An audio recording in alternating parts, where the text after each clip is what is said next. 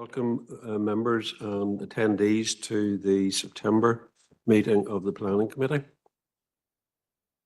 Item 1 on the agenda, apologies. I have one apology so far, and that's Councillor McCann.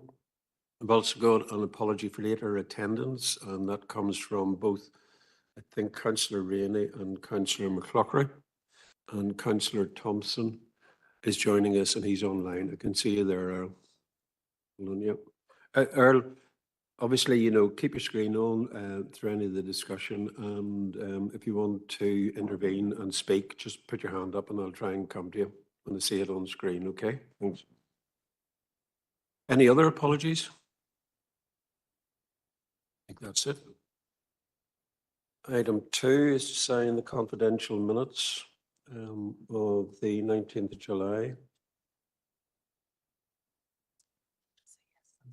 Yeah, that's okay. Yep.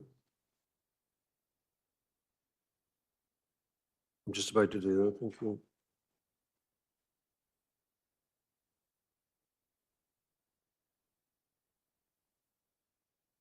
Is that it?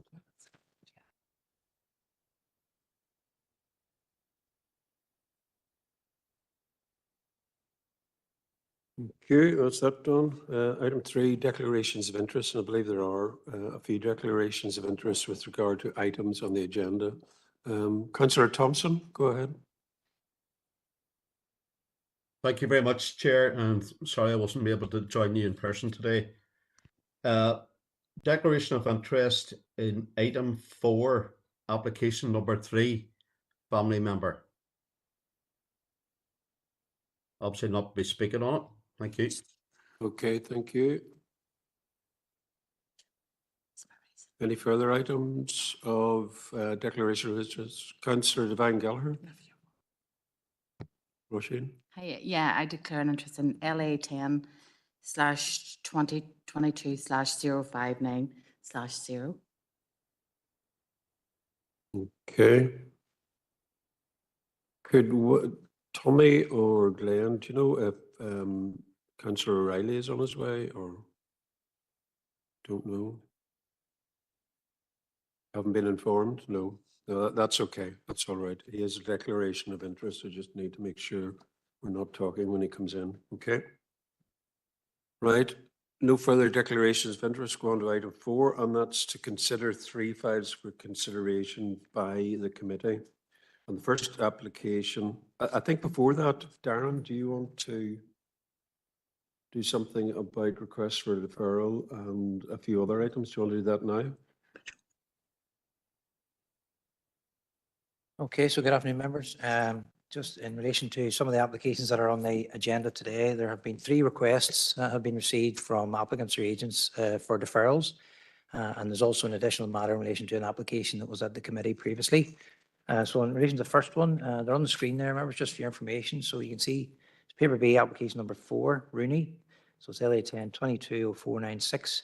A request has been received from the planning agent by email on Tuesday, the 19th of September. For a deferral of the application to the next planning committee meeting. The reason given by the agent is that due to a miscommunication between the applicant and his office, he was late in applying to make a representation at the meeting and would like to present in person, outlining the unique circumstances of the application. The case is complex and would like the opportunity to flesh out the black and white details if possible. So the request then is to defer the application until the next planning committee meeting. Just in respect of deferrals, members, I'll just refer you to the planning committee protocol, which does include the paragraph 1.17, which relates to deferrals and notes that they can have a significant impact upon processing times. And the last paragraph, or the last sentence, really is important whenever members are making decisions on deferrals, that they should be an exception. So if members wish to consider that request. Right, members. Paul. Yeah, thanks, Chair. And maybe just following on, members, from what Darren said, in terms of the good practice guide, it's set out in the good practice guide that it is expected that applicants and agents will track the process of their application on the portal and refer to the council's website each month. So we do expect them to be proactive, following their own caseload and keeping their clients and customers right. Thanks, Chair. Thank you very much, Paul. Members, we do defer, but we do consider deferrals quite seriously, and there have been quite a few where there's been a mismatch between the agent and applicant, and we have generally taken the opinion that we don't defer. It's up to them to actually keep up to speed. If they're only given a reason that they couldn't seek speaking rights, or there was a fall down in communications in their office, that's no concern of ours. As far as we can see, all the evidence is in front of us to actually determine this, but the decision is up to you as a committee. I'm just making that as a comment. Thank you.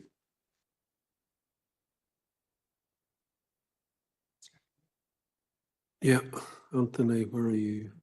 Yep, go ahead, you're live. Yeah, thanks, Chair, and yeah, thanks for that. And I know we don't like deferring, and I was looking through this, and there's a lot of information there, and I think it would be useful if there was more people here to talk about it. So I'd be proposed to defer it.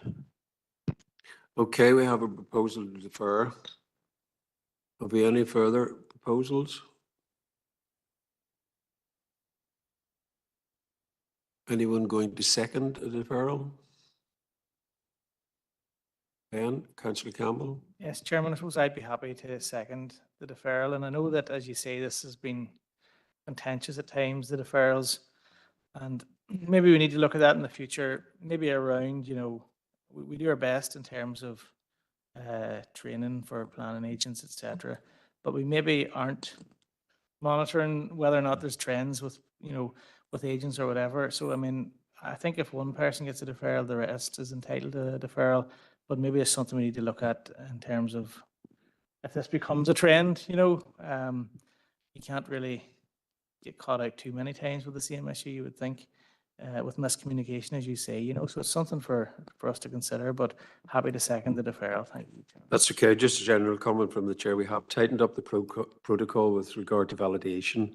So some of the issues that people were trying to slip to seek a deferral from the committee have been closed, and that a lot of the information required needs to be upfront. This is one basically where there is a mismatch between the applicant and the agent. We will consider that, I think, in regard to the protocol for what the committee should do in the future.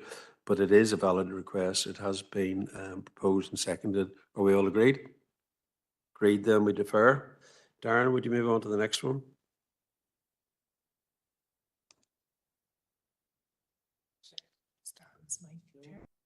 Sorry, Darren, just your mic. Just your mic, sorry, I'm there, hold on. There you are, you're live now. I'll just start that again, members. So the Yep. second application is paper B, application number 6, McKeough, LA 10, 2023-1502. The request then has been received from the applicant for a deferral as his agent is on holiday and will not return until after the meeting. That request was received on Monday, the 18th at 23 minutes past 1. So request for deferral until the next meeting as his agent is on holiday and will not return until after the meeting.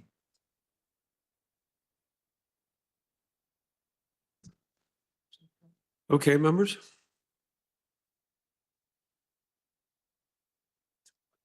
It's up to you, committee. What do you consider? Councillor Campbell, Glenn? Well, Chairman, I am going to propose we defer it. I mean, people may have different views, but I think in the past we have for situations like this. Now, again, people need to have holidays, but I don't know if there's anything you do around that, but I think that I would feel it's fair to defer the application, Chair. Okay, I have a proposal to defer. Councillor McGrath? Bernard? I'll second that. Okay. Any further proposals? No. Duly proposed, seconded. All agreed? Agreed. We defer. Yep. Darren, would you outline the next one, please? Yeah, so the third one then is paper B, application number 7, McDermott, LA 10, 2023-1330/O. Request for deferral was received by email from the applicant's solicitor on Tuesday, the 19th of September at 3 minutes past 5. It states that due to unforeseen circumstances, the applicant is unable to attend tomorrow's meeting. In light of this, obliged if this matter could be adjourned to the October meeting to allow the applicant to be in attendance.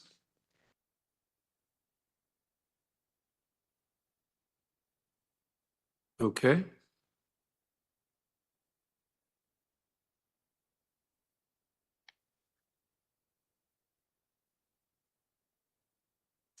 Could I just clarify, Darren? Sorry. It says application number 7, paper B. Yeah, the applicant. Yep, that's okay. Because I have number 8. Yep, that's all right. Okay. Request for deferral, committee members.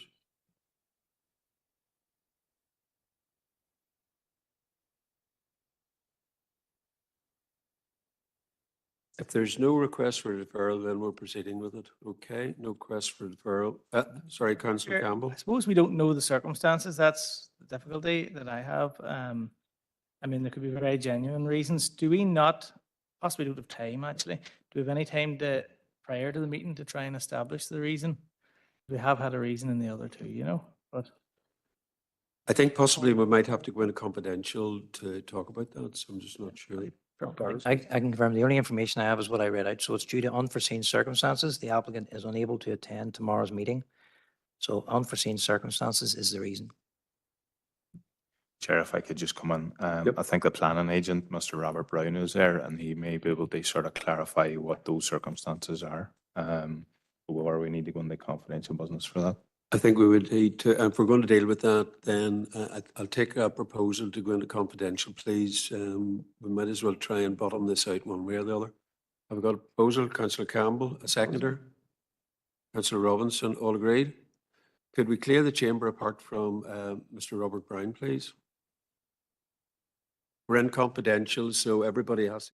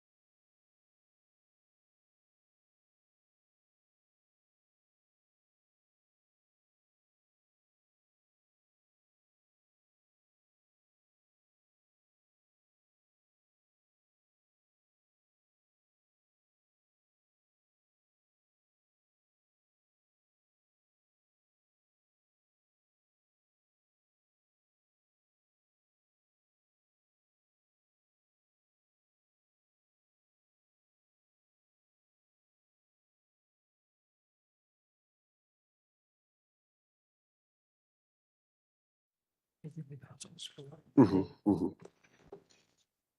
Yep.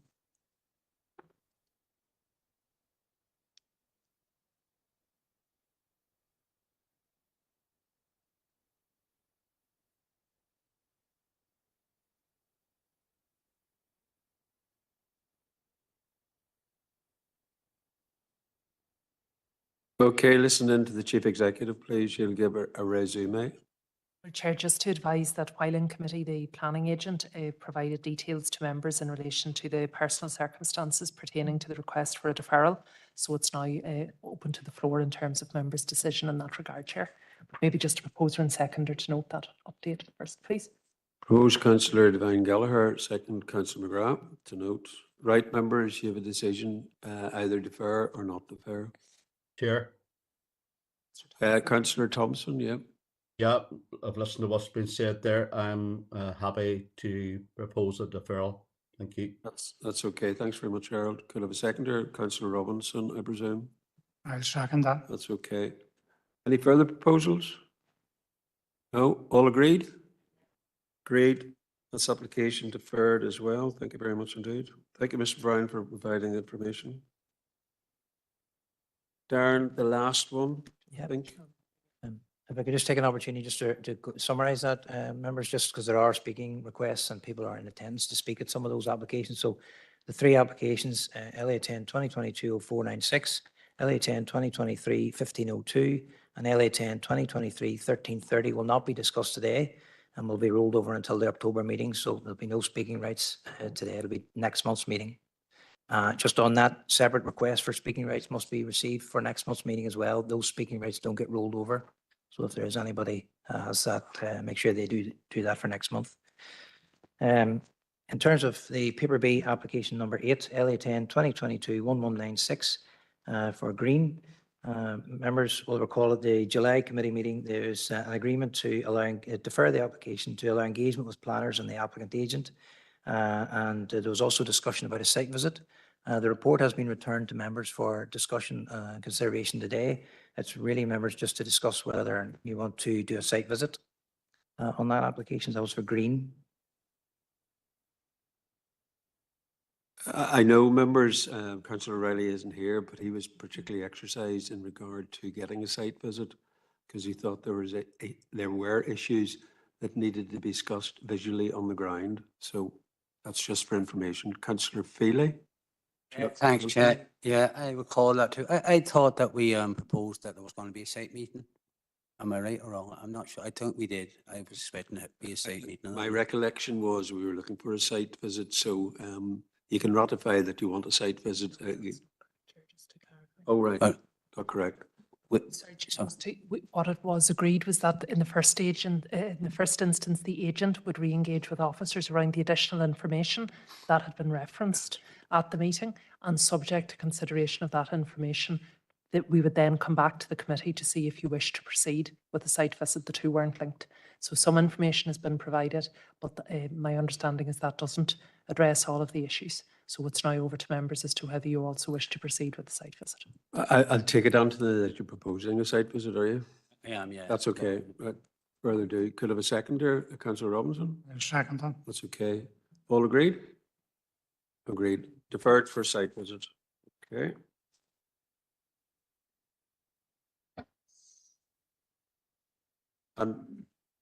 Will be duly notified of a suitable date in the calendar. Leona or Maggie will come back in regard to when that will be. It'll be sooner rather than later.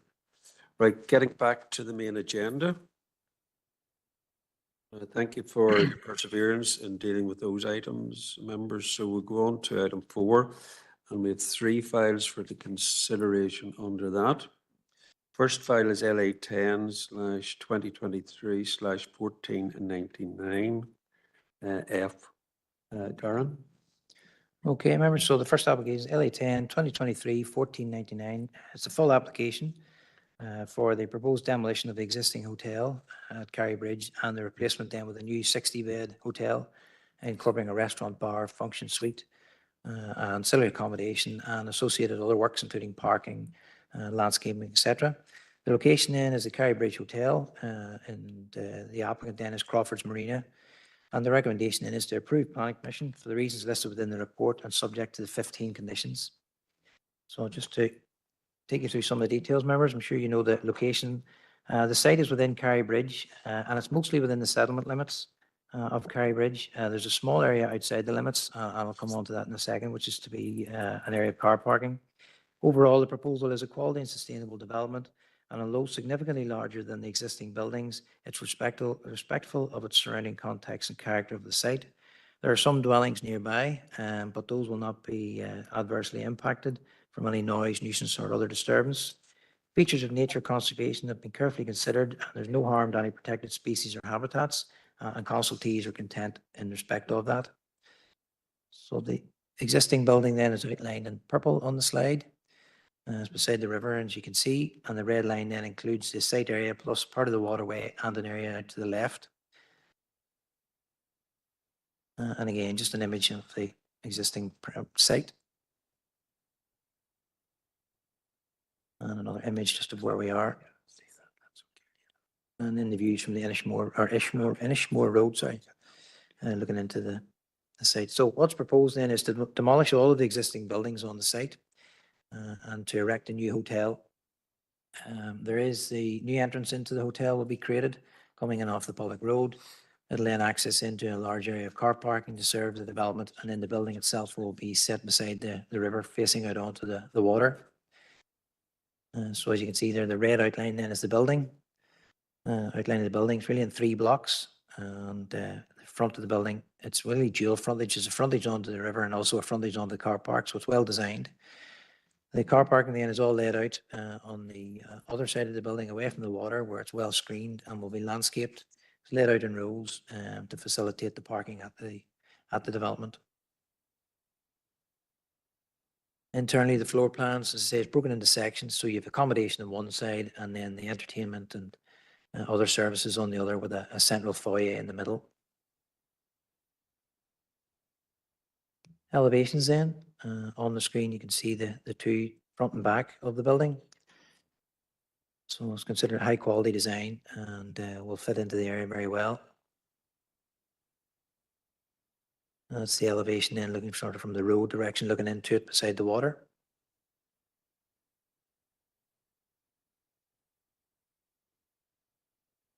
And then these are the 3D visuals that have been submitted with the application showing you the views from the water.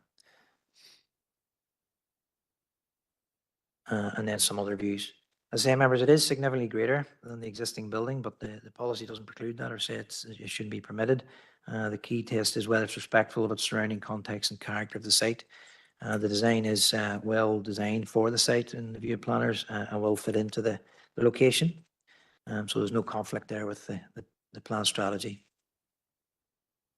Part of the proposal also includes in the replacement of some of the jetties out the front. So you have an existing jetty platform along the river's edge, which is in yellow, and that will be replaced then with a new area, new jetty area, just slightly further out into the water, and then also a new area of jetties in the red line along the left-hand side. So it extends out into the water, but will only be slightly, only a marginal increase out into the River Erne. So I referred to earlier, part of the site is within the settlement limit and part of the site is outside. So the yellow line is approximately where the settlement limit is defined in the Fermanagh Area Plan. On the right-hand side, the existing Kerry Bridge Hotel is within the limit. On the left-hand side then is outside the limit. So the car parking area that you can see is outside the limit, and also then the landscaping buffer along the side of it is outside the limits as well. However, for the reasons listed within the report, that's considered to be acceptable. And the other issue then, obviously on the site, proximity to the water, is the floodplain. The blue line then is the flooding area. So you can see the building itself is outside the flood zones and won't be affected or impacted. So just to run through some of the consultees members, just to make sure you're fully informed. So NI Water are content there'll be a new package treatment plant to serve the hotel. DFI Rivers are content the buildings outside the floodplain. Department for Communities are content the buildings beside a listed bridge, but they are content it won't adversely affect the setting. The site won't adversely affect the European site, so there's no issue in relation to shared environmental services. So DFI Roads are content with the proposed arrangements regarding the new access, but note that the parking was below the guidance figure. 255 spaces are required within the guidance for this development, and only 202 are being provided, which is a shortfall of 53. The applicant has provided supporting information in relation to that, and that has been considered and largely agreed with, in that there will be a mix of visitors, crossover between the restaurants and the bar and the hotel, etc. So a reduced provision can be facilitated. There will also be visitors by coach, which will reduce the demand for car parking. And there's also a travel plan. So that in relation to the parking, it's below standard, but that's considered to be acceptable. Environmental health are content as well, but I've asked for several conditions to be included, which have not been attached for the reasons listed within the report, as they don't meet the tests of a planning condition. For example, they're not necessary. Water management unit then had certain concerns over the impact of piling on the watercourse. Unfortunately, at this stage, it's not known whether piling is required, as that will require ground investigation, and that can only be carried out really once the building has been demolished and the site has been allowed to be explored. A planning condition is included that if piling is required, then a final construction method statement will be submitted, which will protect the watercourse and ensure there's no impact upon the water quality of the area. So if piling is required, that will trigger then the requirements for this additional report. So the same members, the recommendation then is to approve planning permission subject to conditions within the report.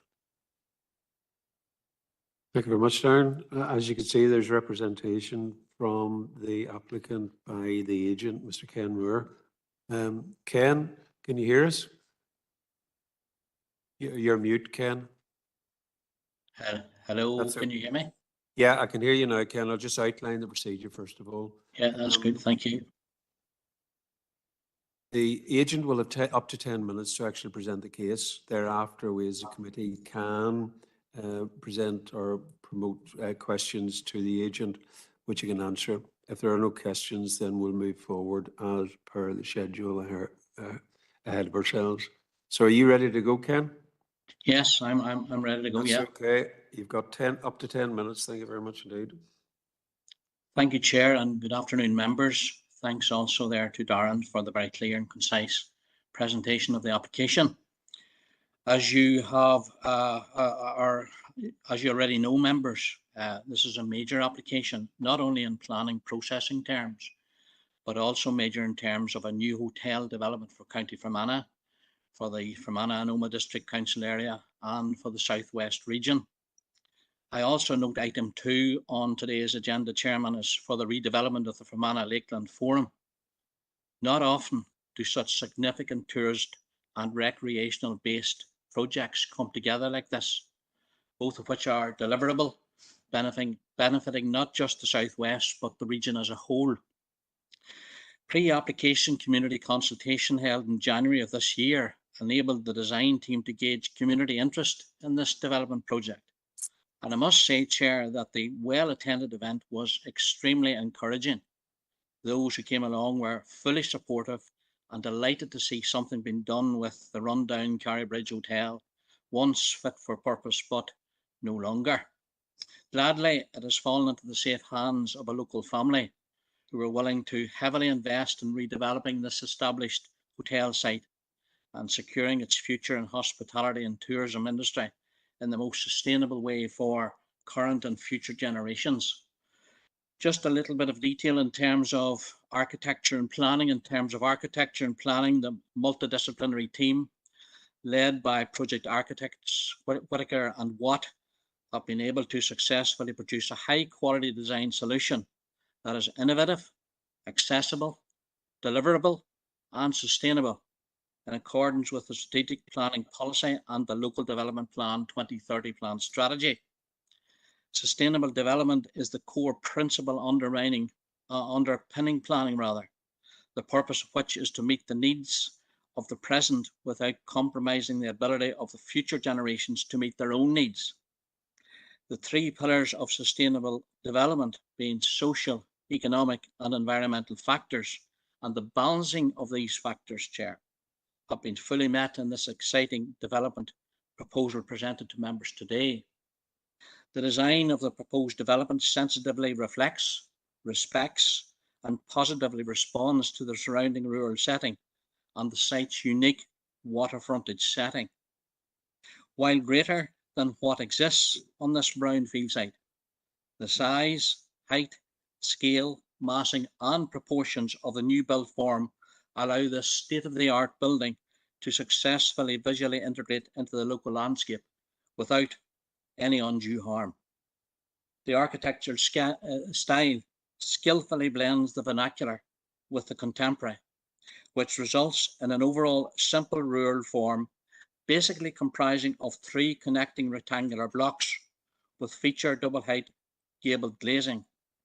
This, together with strong rural references and the use of zinc, natural stone, wood and render as high quality external finishes, make this building completely appropriate for this rural waterfrontage setting. The building services, including lighting, heating, ventilation, are designed with a low carbon approach to reduce dependency on energy sources. All services are designed to minimise dependency on fossil fuels, limiting their use as much as possible. The building's zinc roof is designed to maximise available space for solar photovoltaic panels, enabling on-site generation of electric to meet the building electric demands. The same sustainable approach, Chair, is taken regarding utilising rainwater through harvesting and grey water system, suds drainage and wastewater package treatment plant for the foul drainage infrastructure. All of this, Chair, will be subject to further design development and approval of the required statutory agencies following the grant of planning permission. In conjunction with the existing tourism facilities at Carrybridge comprising pontoons and jetties, day boat hiring, the marina and the boatyard, residential boathouse, picnic area, and the bridge itself, makes this well-established tourism hub ideal for further tourism infrastructure, exactly in accordance with current tourism policy. In other words, the new hotel complements and enhances what is already there. It is envisaged that this hotel will attract high-end visitors for a variety of leisure and business reasons, contributing to a sustainable business model. Tourism, Chair, contributes massively to the local economy within the Fermanagh and Omagh council areas. Accommodations such as this, providing for overnight stays and longer vacational breaks, is what this council area particularly welcomes, as it generates spend in our local towns and villages, improving the overall well-being of our rural communities. The planned strategy seeks to consolidate and build upon existing tourist assets, amenities and attractions by enabling complementary forms of sustainable tourist development to take place. The proposal is exactly in line with these objectives. All relevant planning, environmental and technical requirements have been carefully considered and met, and as already presented to the members, the overall proposal fully complies with prevailing planning policy and guidance, and the recommendation to approve is very welcome indeed. We also accept the 15 conditions that are attached. May I, Chairman, just at this stage, thank the officers for the most efficient and expedient manner in which this major planning application has been processed, having just been submitted in March of this year. As agent, the level of cooperation is greatly appreciated. Going forward, approval of the committee today will allow the proposal to proceed at pace to the next stage of preparation of working drawings, submission and approval of building control, tendering and appointment of a competent contractor. Members may be interested to know that the estimated cost is now in the region of £15 million, and with costs continuing to escalate, this is likely to be greater.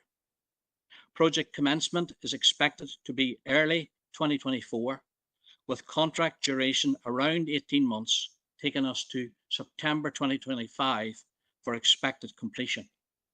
Not only will this secure construction jobs, but when completed, the hotel development will secure employment for up to 100 full-time and part-time staff on a rotational basis.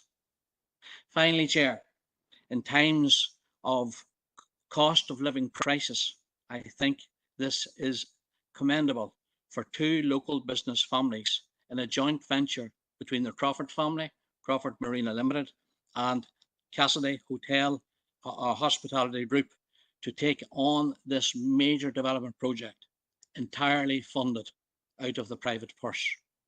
I therefore respectfully request that members give this proposal their full support, endorse the department's recommendation, and today formally approve this major planning application. Thank you, Chair.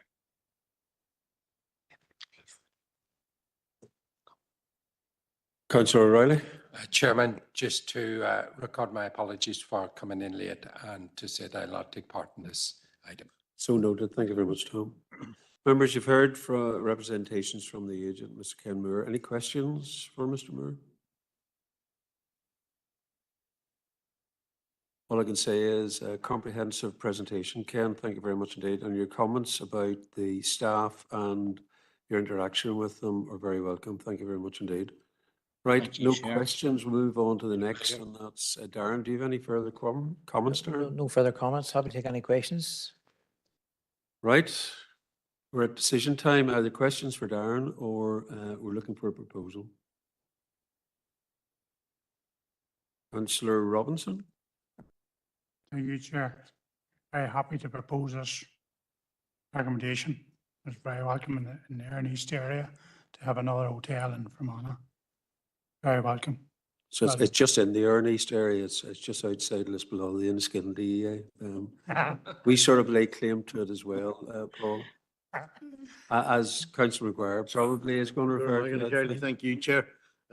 hopefully the people in Enniskillen and DEA will benefit from this potential development, and it will be very welcome, and happy to second it, Chair.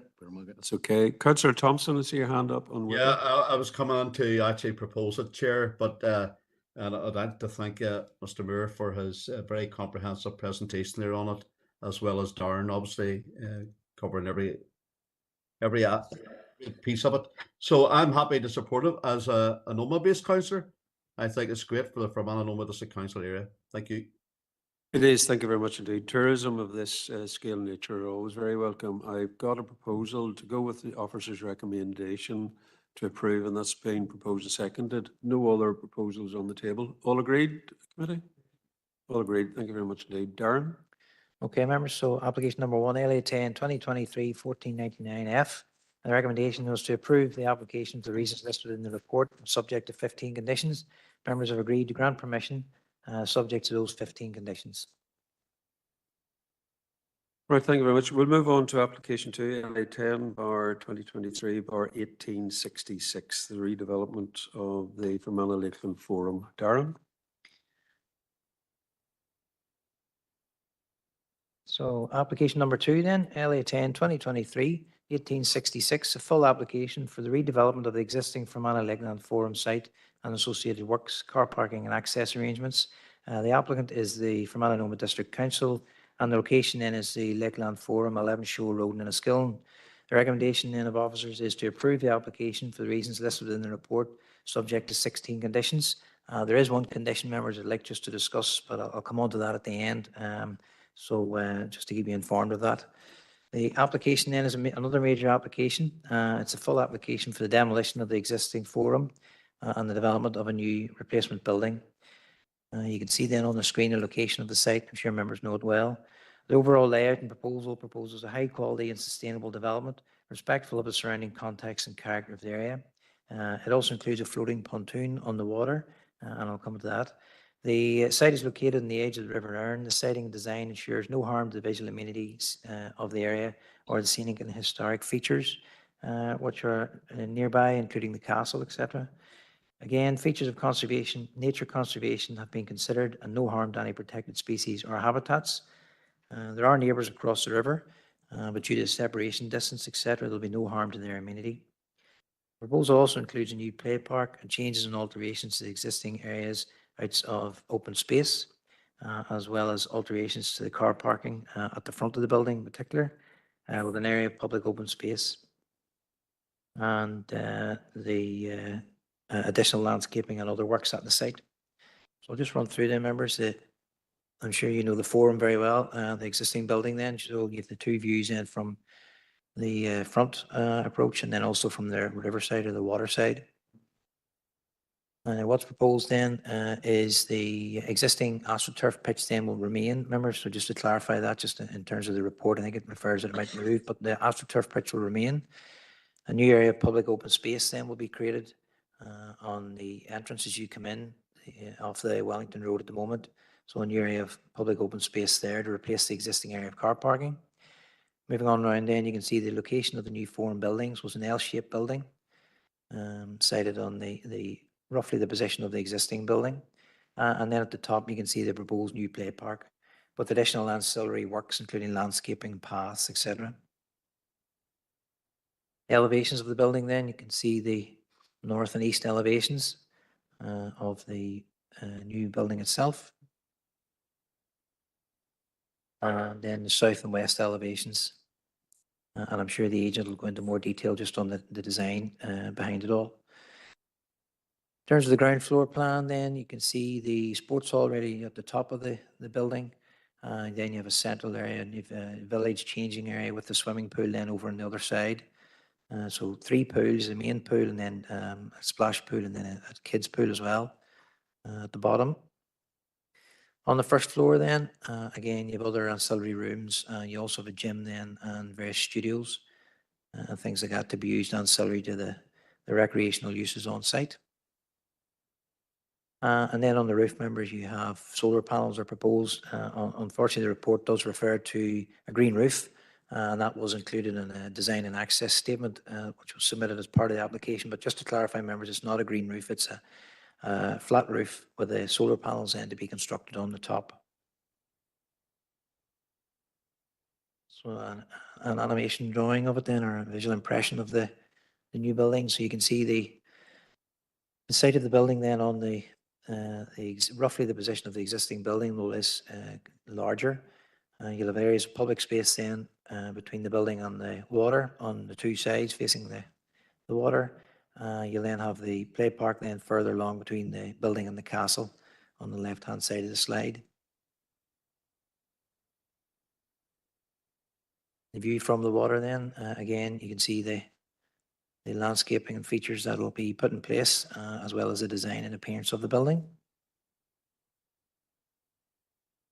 So an integral part of the application then is the replacement of the existing forum, but there are other works then proposed as part of the overall layout. So coming in off the A4 and the Wellington Road, there'll be no change in the actual entrance. But when you come in to the site, you'll have two areas of car parking at the moment. So you can turn right in the car park 1, or you can go straight on into the forum entrance where there's car park number 2. So there'll be no change to the access coming in, and there'll be no change to the bus station. But no change really to the layout of car park number 1, although there will be a change to the entrance. So car park number 2 then, as I say, that's the area in front of the forum. There will be a change there in that area of car parking will be removed and replaced with a new area of public open space and alternative car parking then provided elsewhere within the site. So on the screen you can see the slide on the left, or the image on the left shows the replacement of that car parking in front of the existing forum. There'll be an entrance road coming in and a turning circle there where vehicles can drive up, turn and drive away again. And that's an in and out laneway. So beside that then, the existing car parking, which you can see in the right-hand slide, will be removed and replaced then with an area known as the square. So it'll be an area of public open space. So to say there will be alternative car parking provided elsewhere and a slight change to the access of the existing car parking area, car park number 1 as it was called. So if you come in past the bus station, you'll be able to now then turn right. And you can see there's an in and out there. Drive along a laneway or a new roadway beside the football pitch or the multi-use pitch. Go down to the bottom and then turn left into a one-way system with the car parking then laid out as shown in the plan. You note from the report, members, that there is a reference to a sconce, which is included within the report and as part of the consultation, the Department for Communities has referred to it. So this is the approximate location. I say approximate because it's unknown. This is a dot taken from the map viewer, which the Department for Communities has and provides an approximate location of it. You can see it's fortification, the period's unknown, it's called a sconce. And it is an important consideration within the report. So I'll just, if you give me, just run through that. So the sconce then is a military formation. The Department for Communities, HED, has asked for more information on this to permit an informed and reasonable planning decision and have requested an archaeological evaluation. You'll note from the report the planners have not requested this evaluation to be carried out at present. And although we note that the precise details and the extent of the monument are currently unknown, a planning condition has been attached that a programme of archaeological work is submitted and agreed post-consent, which includes the area of the sconce and the location of it. And this records any archaeological features that may be found in that area. So this ensures that there'll be no conflict with this part of the policy. In terms of other issues, members, the site itself is affected by flooding, and you can see the Q100 zone is on the screen. The building, though, is outside of the flood zone. So just to run through some of the other consultees. So DFI Roads are content with the access arrangements and the parking. Environmental Health are content. Again, they've asked for some conditions to be included, but those have not been attached as they're not meet the tests of planning conditions, and some of them aren't necessary. DARA NIEA have raised concerns that the development will adversely affect the water environment from sewage and asked for a final version of the construction environmental management plan to include a number of matters. That has been conditioned and will be included within the decision if permitted. So DARA NED has also raised issues regarding the impact upon protected species and requested more information from piling operations that may take place because that may impact upon others. Again, members, you'll note from the report that that has not been requested, as it's not considered to be necessary at this stage, and would only be necessary if piling is required. And I'm sure the agent will come into that and explain further detail on that. If piling is required, then a report must be submitted and surveys carried out. Bats have been identified at the site, and new boxes will be provided as mitigation for the loss of their roost. There are no badgers affected, and a condition is included to prevent the impact upon nesting birds. NI Water has advised that there is capacity available at the receiving wastewater treatment works, but there are network issues in connection to that wastewater treatment works. So the pipes, in other words, that run from the forum to the receiving wastewater treatment plant have an issue there. Again, notice a planning condition has been attached, which will allow the demolition and the building of the new structure up to subfloor, whilst negotiations go on with NI Water about how to resolve those issues. And the project cannot go ahead without that being agreed.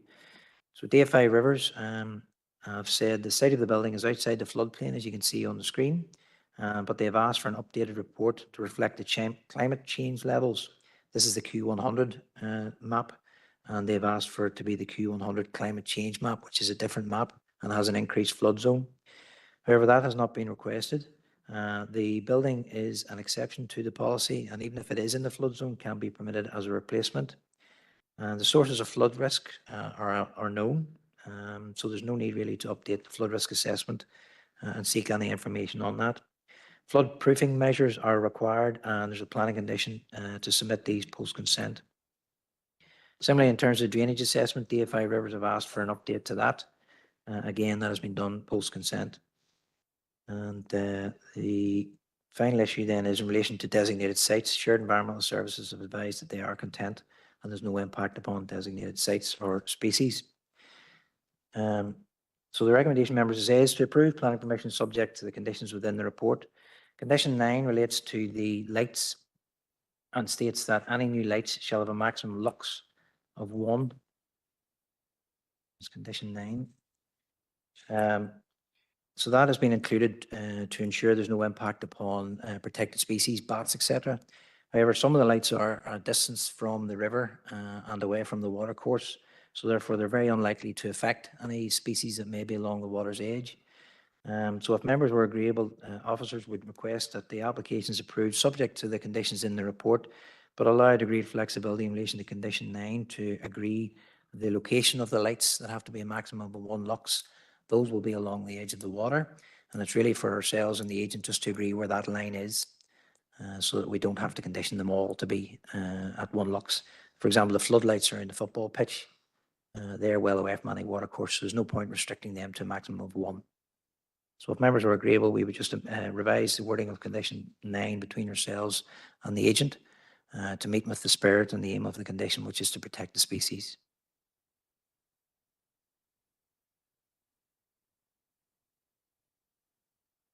Finished, Darren? Yep, thank you. Yep. We have speaking rights from a number of people representing the council. If those that are going to say something move into the chairs, please.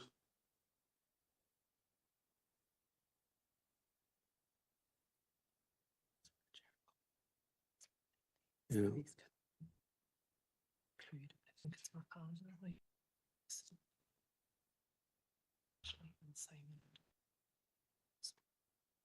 Right, gentlemen, I think, is there anybody coming via WebEx? Joe? No. Hi, Simon O'Hara here. I'm on WebEx. Right, that's okay, Simon. Well, I can't see you, but I can hear you and I see you on the screen. Right, protocol is between you all, you have 10 minutes to present to the committee. Committee then has the opportunity to ask questions should they so desire. If not, we will then move on. And it's between yourselves. It's not 10 minutes each. It's 10 minutes collectively. And when I say you're good to go, the clock starts. And when the 10 minutes is up, that's it. I'll cut you off. Thank you. So could you introduce yourself if you're speaking, please? Yes. You're live now. Yes, thank you, Chair. My name is Damien McLaughlin from Resolve Planning, and we're the agents for the proposal.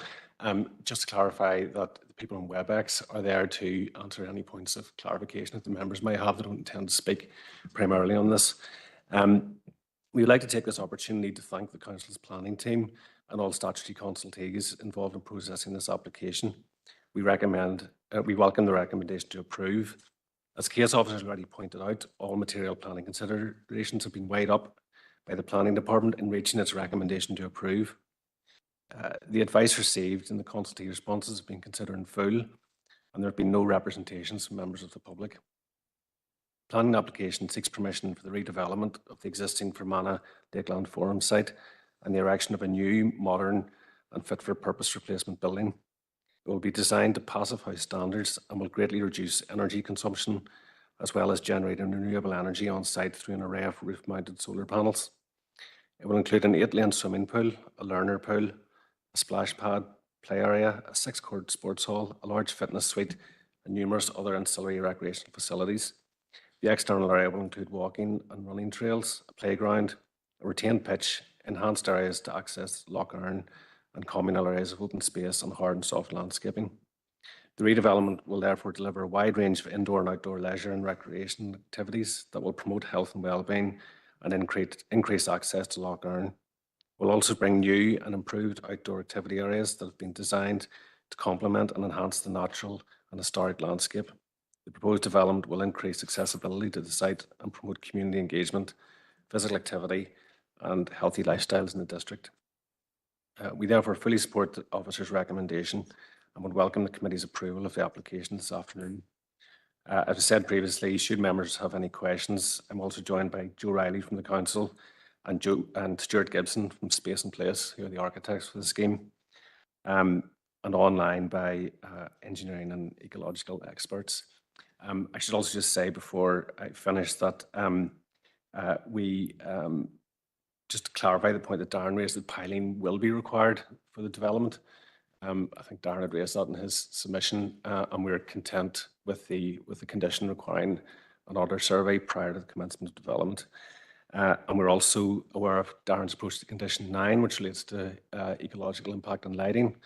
And just to say that we're content with Darren's approach in that case as well. Thank you very much.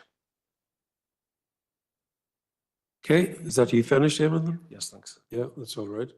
Damien, sorry, not Damien. Members, have you any questions for the team? Councillor Campbell, Glenn?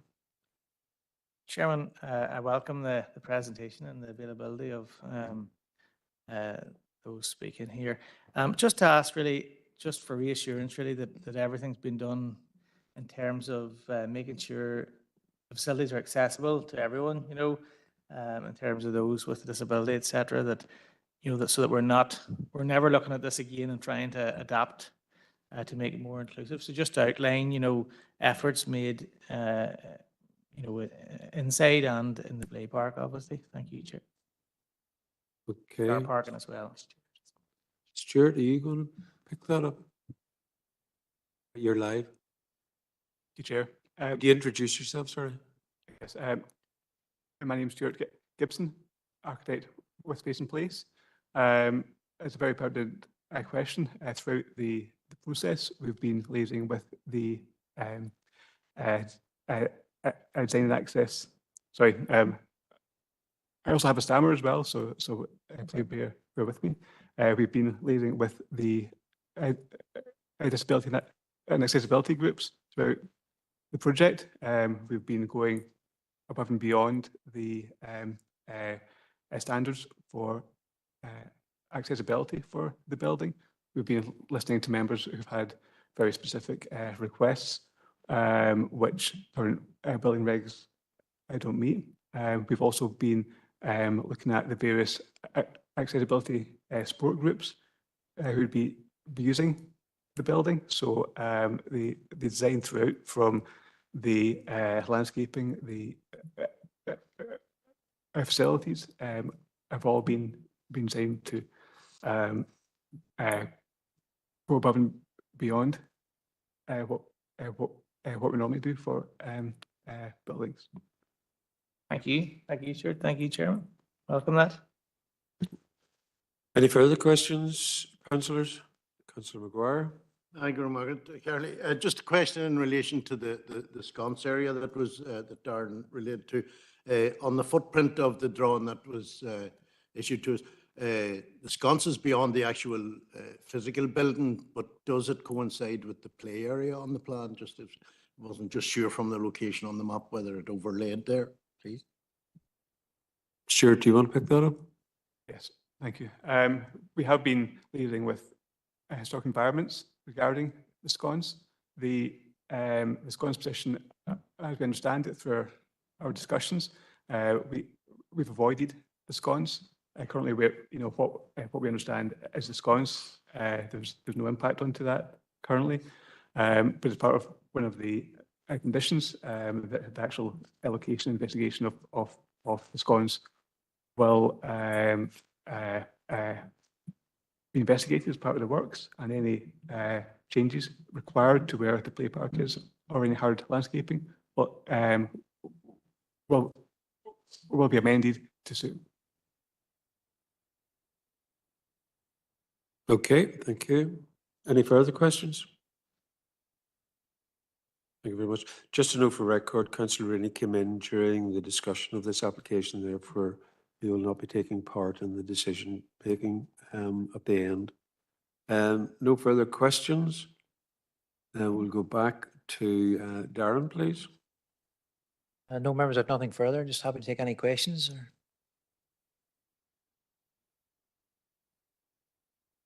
You're all very quiet, members. No questions for Darren? Obviously, both the applicant and the agent explained their case well, and so did Darren. So it's now up to you to come to a resolution to decide. It's coming forward with a proposal to approve. So it's up to you. Councillor Maguire, Tony. Carly, yeah, I propose the recommendations. Okay. Thank you very much. And Councillor Devine Gallagher. Oh, Councillor Mahon, I think you were in before. Sorry about that, Roisin. David? No problem. Thank you, Chair. I'm happy to second the recommendation for approving. It's okay, thank you. Yep. Are you both the proposed and second are content with the condition that Darren has mentioned, that extra condition? Yep, okay. Right, I've got a proposal to approve, and that's been proposed and seconded. Are we all agreed? All agreed. Thank you very much indeed.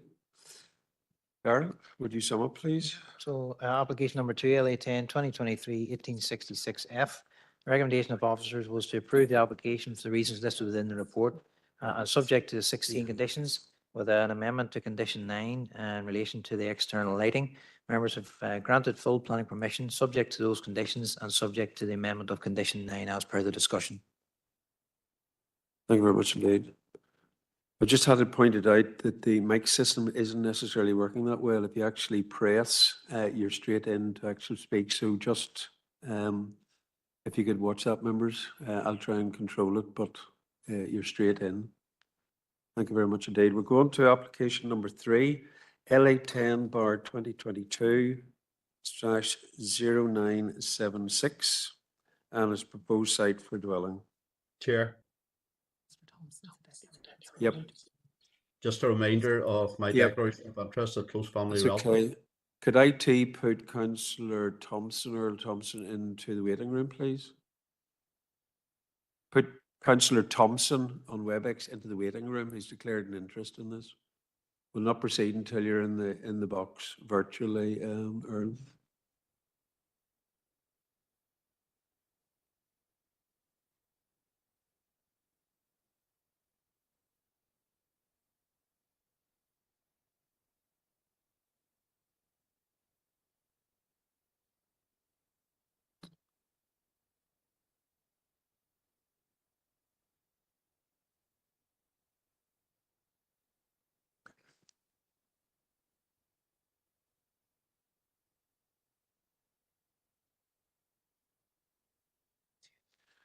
Okay, we're happy to go, Darren. Okay, members, so application number 3, LA 10 2022/0976. It's an outline application for proposed site for a dwelling and garage.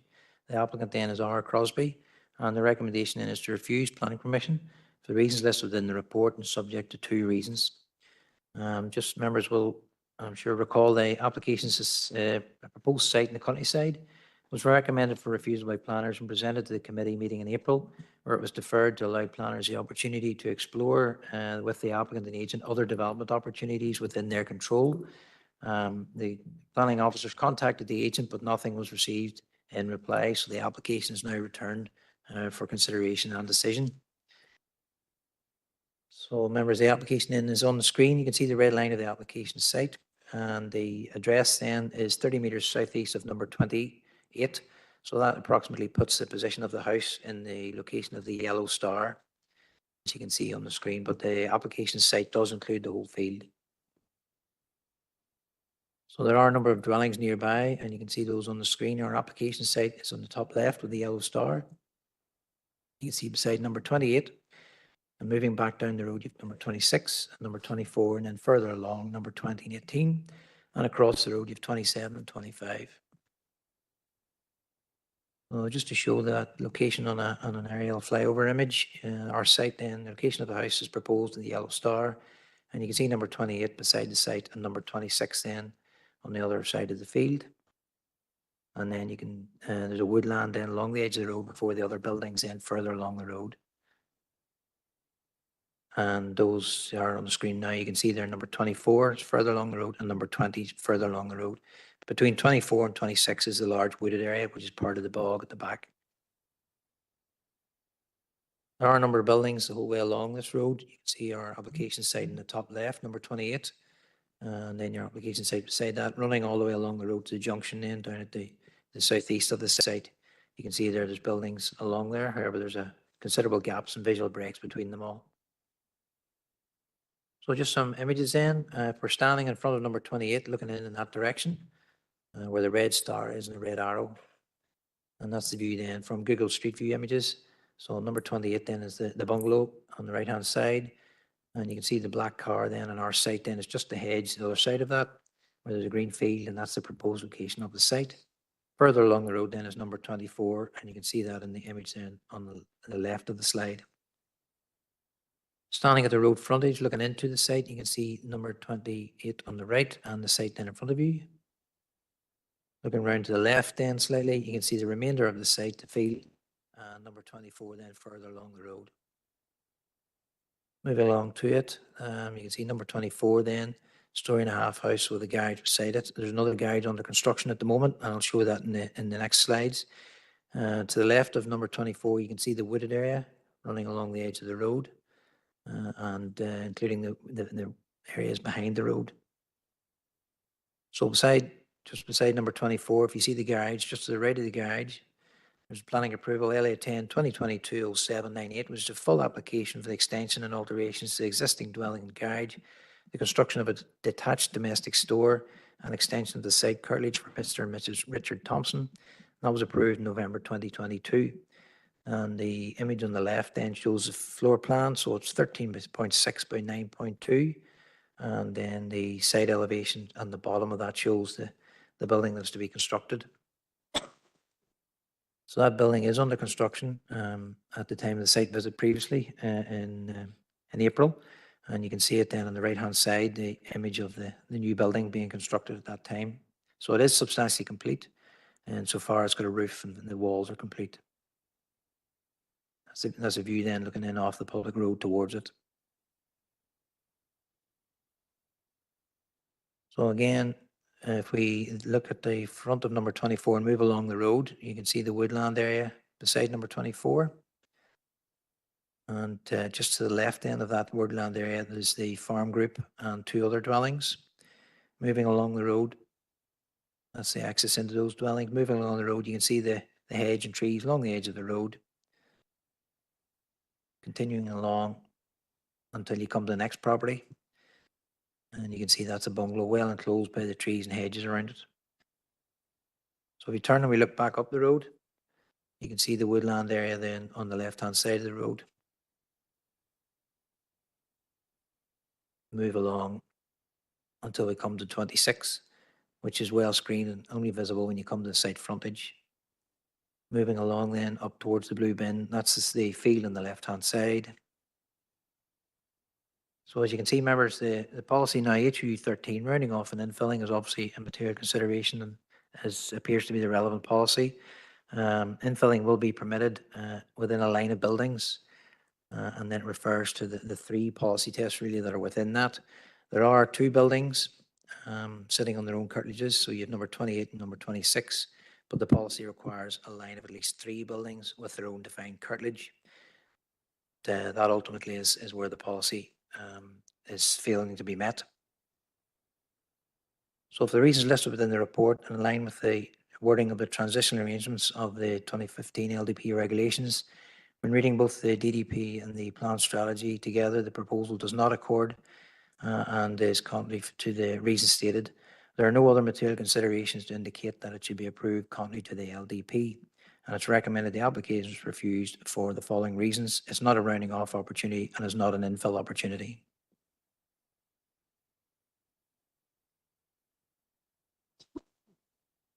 Thank you very much, Darren. You had the presentation for Darren in regard. This falls obviously under the current new policy, and it's quite clear that the infill has to be between three buildings with their own defined curtilage. So, any questions for Darren?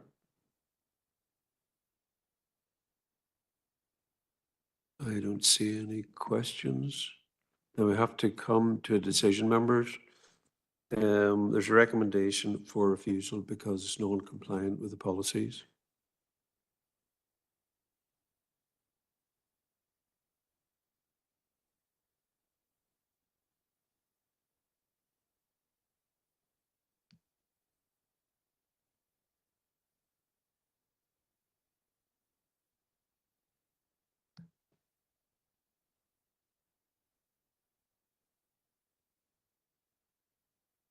It's not like you to be so silent.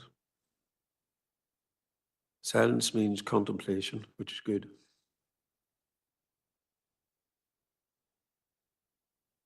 The issue before us is if you're going to deviate from the policy, one, you'll have to state why you're deviating, under what planning policy, under a current planning policy.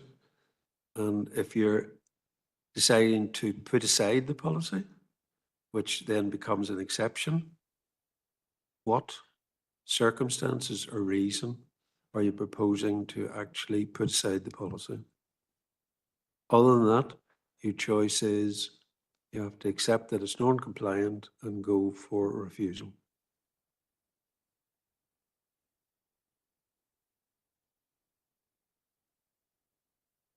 Councillor Maguire, Tom? Just a question to Darren, Chair, if I may. Yeah, go ahead.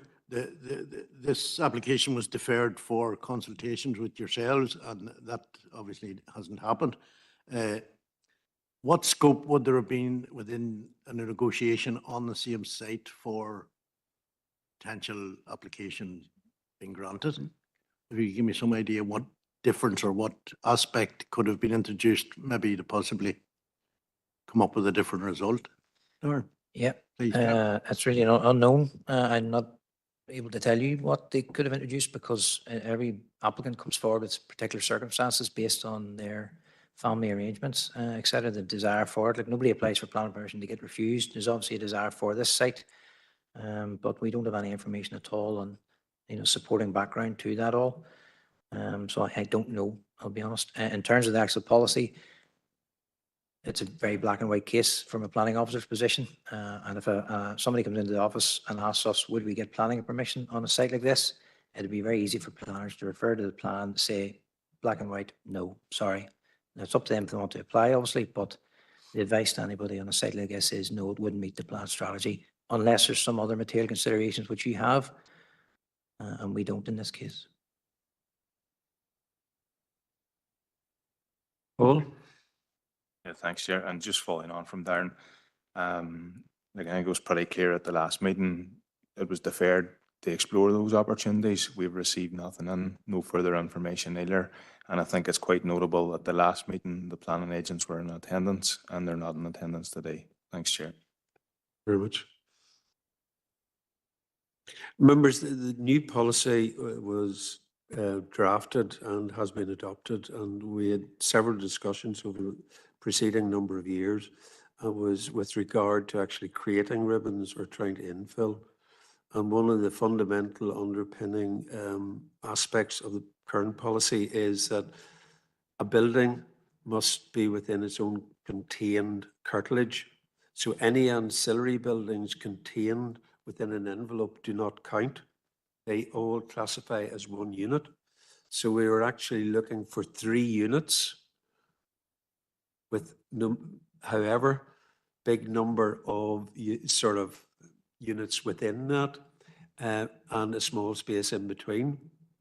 Looking at the plan, I can't, and this is my personal thing, I can't see 3 separate ones. Yes, one of them has 2 large units, but all contained within the one curtilage. And any of the other dwellings in close proximity are too far apart for them to read in conjunction with 28 and 24. So those are purely my observations. And we created this actually not as a close gap, but trying to give clarity to people making applications for dwellings in the countryside. And it is our policy. And we agreed to it. Councillor O'Reilly, Tom. Chair, can I just explore a little bit of the gap that, you know, and the sort of turn of phrase, read the width. My understanding, those buildings don't need to be technically one after another in a line, that they can be, for instance, offset a little further back or further forward, and that you're not required to see visually all of those buildings. Would I be fair enough in making that as a case? Yeah. I'll ask Darren to clarify that, but we're talking about the current proposal, Tom, so we've got to keep our questions more specific. Darren, Oh, you just... well, we have buildings along the road, Yep. Chair, and Yep. you know, it's just in case you had thought I was wandering off to anything else. Oh, no, I would never accuse you of wandering off, but you still always have an attachment to the main thread of the argument. Members, I think it's the policy, I'd say it is very clear from the planners when we're interpreting this, and it says infilling will be permitted within a line of buildings, and you're correct, that line of buildings does not have to be a straight line. Buildings can be set back, they can be staggered, they don't have to be sitting immediately beside the road. The issue in the previous policy was this common frontage issue, and I'm sure members will recall that there was a lot of debate over the years in relation to that, and people did lose out because they didn't have their gardens down to the public road. So that is now gone. What you need to do is a line of buildings, where the proposed site is a small gap suitable to accommodate only 2 dwellings. In this case, you do. This field really is only room for 2, so that's no issue. Within an otherwise substantial and continuously built up frontage, and that's the issue here, and that is defined as at least 3 buildings, each with their own defined curtilage. So the question for members and question for planners when we're interpreting this is, what is the line of buildings? Now, when you're looking at this site, you have the 2 buildings either side, 28 and 26, and they're clearly the buildings that are related to this site. When you go further along the road on both sides, you don't see those buildings. They don't visually link with it. They're not seen with it. It's very, very difficult to say they're a line of buildings other than on an aerial image flying over the top of them, which is not what the policy is written to do. It's about traveling along the public road. And you can clearly see beside number 26, there's a large wooded area which breaks that property from the next one.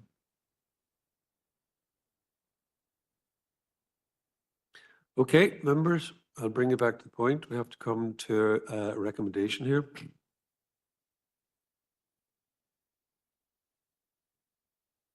Samahan, David. Thank you, Chair. I wonder if we could maybe go back to some of the aerial pictures, Darren.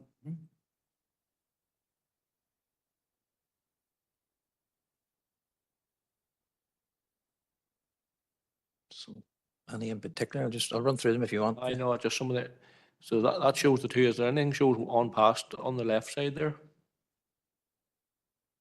Oh, back one there, sorry. That one, Bit too that one's far. probably the best in terms of the proximity to this site. So you can see the application site with the yellow star. Well, to the left of the yellow star, have you anything, what's on past it? There's nothing on up that way. It's green fields just the whole way on up that way. Number 28 really is the end of the line, if you want to call it that. And then you have the field, 26, the wooded area at 24, another green space to 20. Yes. So the break in the line is the trees, that, if that was a green field, how would that change? Would that create a line? As Can members, I as suggest, members know sorry, well- I'll cut across, Councillor Maher, we're not dealing in probabilities or possibilities, we're dealing with actuals. So Okay. what we see is what there is, it's not what we would like to see. So if we could just stick to that point, please. Aaron? It's sort of hypothetical, and Yep. even if that wood wasn't there, that's a significant gap between 26 and 24. So if those trees were all removed, to be honest, the distance between them, you may not read them together. You may not see them with the alignment of the road, the crests in the road, and various other things. So it's very difficult to do hypothetical situations like that. It's what's on the ground really that the planners and the council must determine. Thank you. Thank you very much.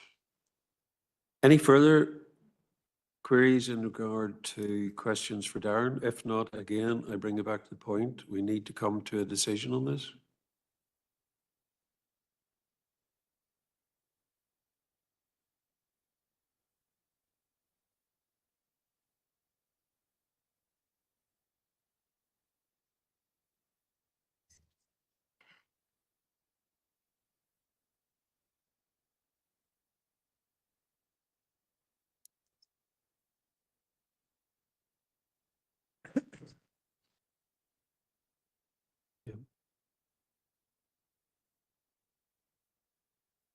Do you need any further clarity in regard to the policy? You need any further clarity in regard to the actual position of the application site and the adjoining dwellings, buildings? Policy is quite clear. And again, I have stated there is a recommendation to refuse because in the planner's officer's opinion, it does not meet policy.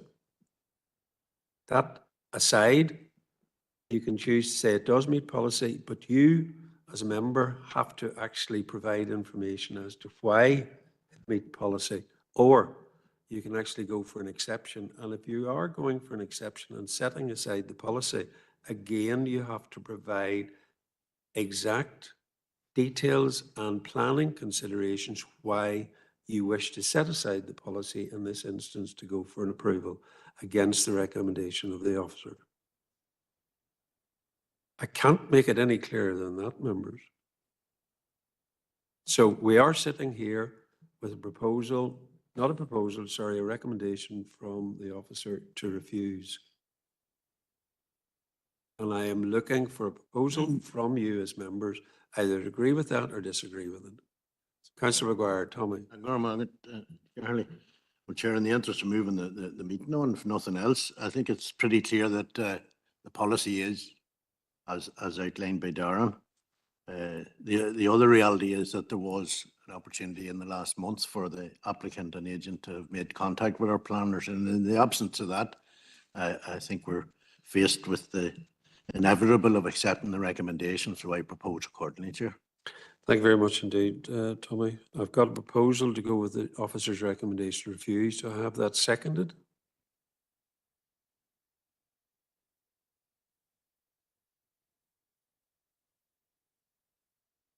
Councillor O'Reilly, a seconder. Thank you very much. Any further or contrary proposals? No. I've got a proposal, duly proposed and seconded, to go with the officer's recommendation to refuse. All agreed? Agreed. Thank you very much. And no, we'll get Darren to sum up and then we'll bring Councillor Thompson back in. Should he? All right. Could you let Councillor Thompson back in so we can summarise, please? Yep.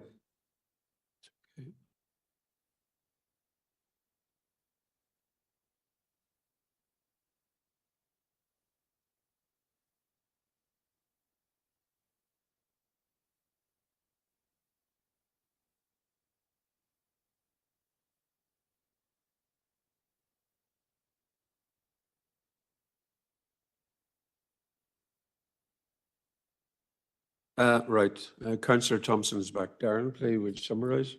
Okay, members, so application number 3, LA 10 2022 0976/0, an outline application. The recommendation of officers was to refuse planning permission for the reasons listed within the report and subject to the 2 reasons. Members have refused planning permission for those 2 reasons.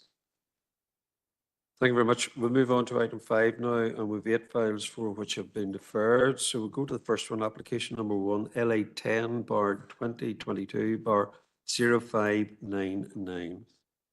Darren?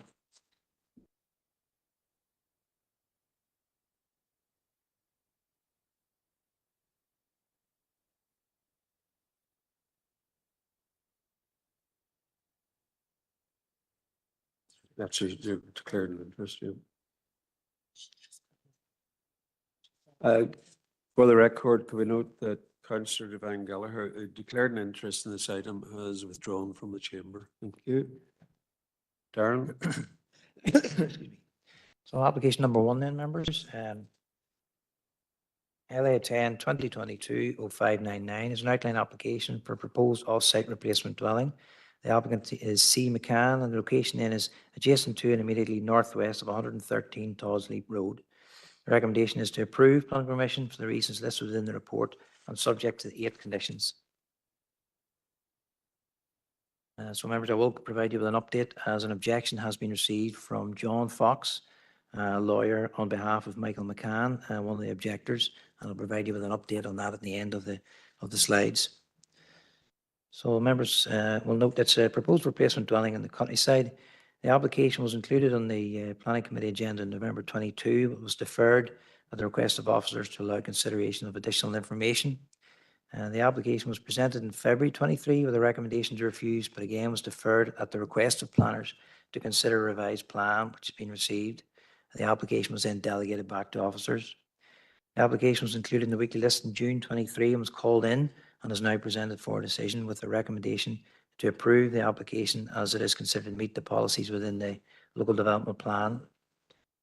In terms of the application details, members, on the screen then is the original site location plan.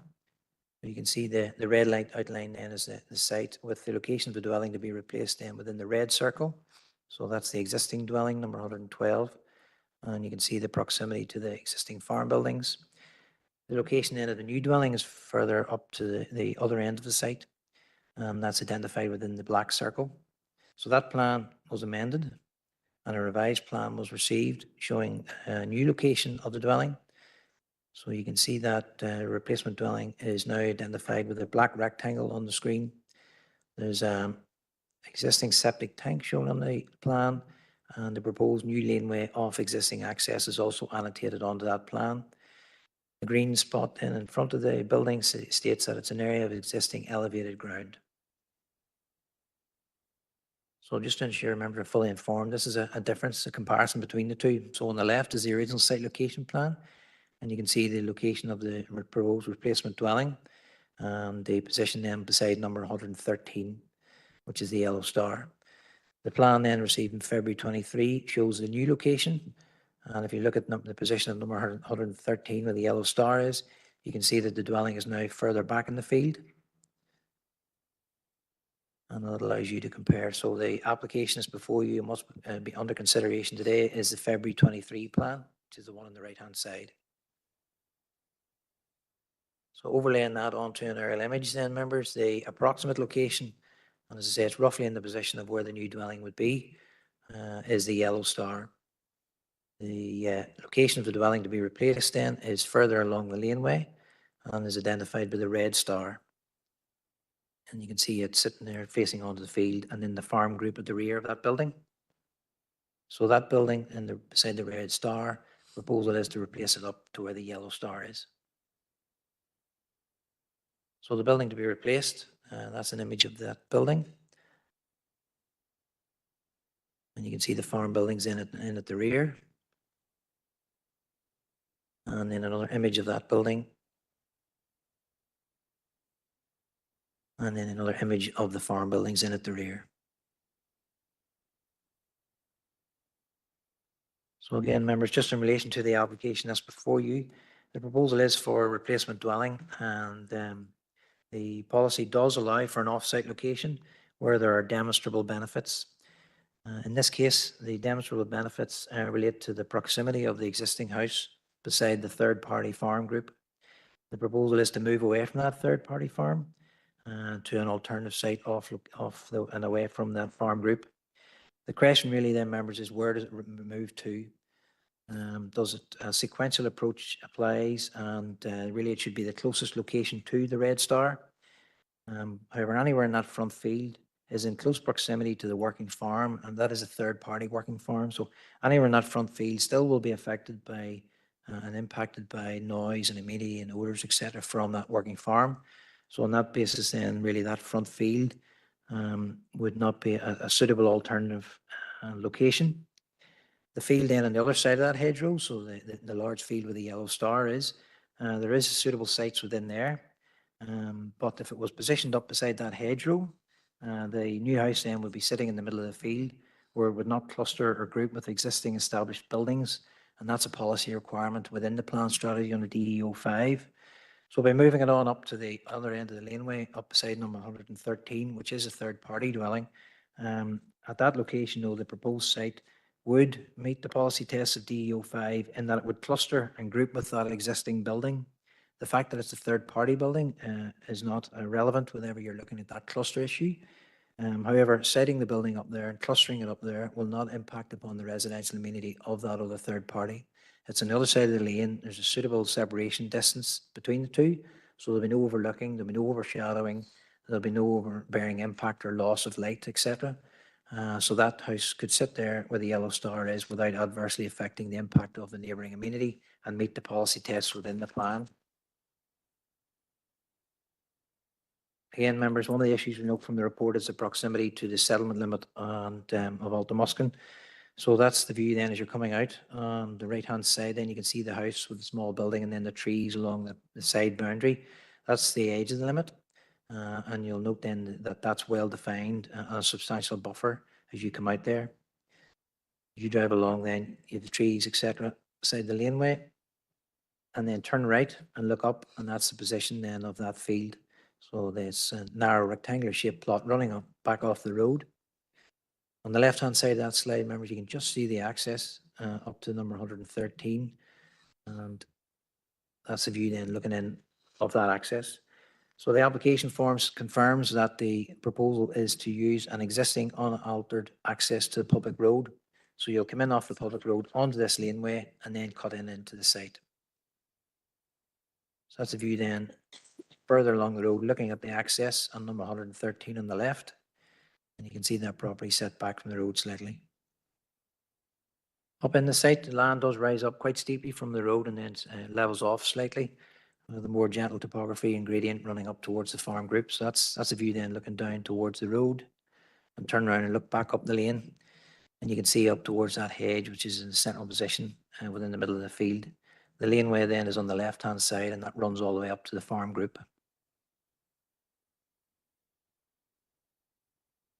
And these are just more images then of the fields. So as I remember, just to confirm then the position, the proposal is to replace that house up from its existing location up to the location of the yellow star. And the policy then, HUU 08, allows for the replacement of it where it meets all of the following criteria. In this case, we meet A, it exhibits the essential characteristics of a dwelling, but B is not met in that it's not located within the curtilage of the original dwelling. And the policy then says exceptionally an alternative position in an alternative location in a position nearby may be acceptable where there's demonstrable benefit in doing so. Demonstrable benefit then in the policy and clarification in 3.39 states this includes the protection of the interests of acknowledged importance and enabling relocation away from a floodplain. So interests of acknowledged importance would be the amenity of residents of the dwelling and also third-party interests. This is a third-party farm. Putting a house beside a third-party farm obviously can lead to conflict and complaints. So there's a demonstrable benefit from separating the two and moving them away. In terms of C, then, that can be dealt with by conditions to ensure there's not a significantly greater visual impact. And obviously D, then, is not applicable as it's not suitable for conversion. As I say, members, we do have an objection from John Fox, lawyer, on behalf of Michael McCann. Mr. Fox states he has viewed the title of the applicant and his client, and this confirms that the applicant is half owner of the laneway and as such has full rights of access over the laneway. The applicant asserts there is a dispute in relation to the access and no such evidence has been furnished and the same is denied. The applicant also introduced that a shared laneway may cause difficulties with mortgage lenders. This is not a material consideration and cannot be sustained. Mr. Fox refers to the UK Finance Mortgage Lenders Handbook and copies part of it out and states that it's as such nothing to support the notion that the existing laneway would not meet the requirements of satisfactory access and the existing dwelling secured a mortgage from the Nationwide in 2012. So with that, those issues raised, members, have been noted within the report. You'll note from the report, though, that the application is not being approved because of issues of access or mortgage. It's being approved because it meets the plan strategy. Correct. It's an acceptable application, replacing the dwelling up to where it goes, meets the plan strategy. It's not being approved because of the mortgage or any issues about laneways.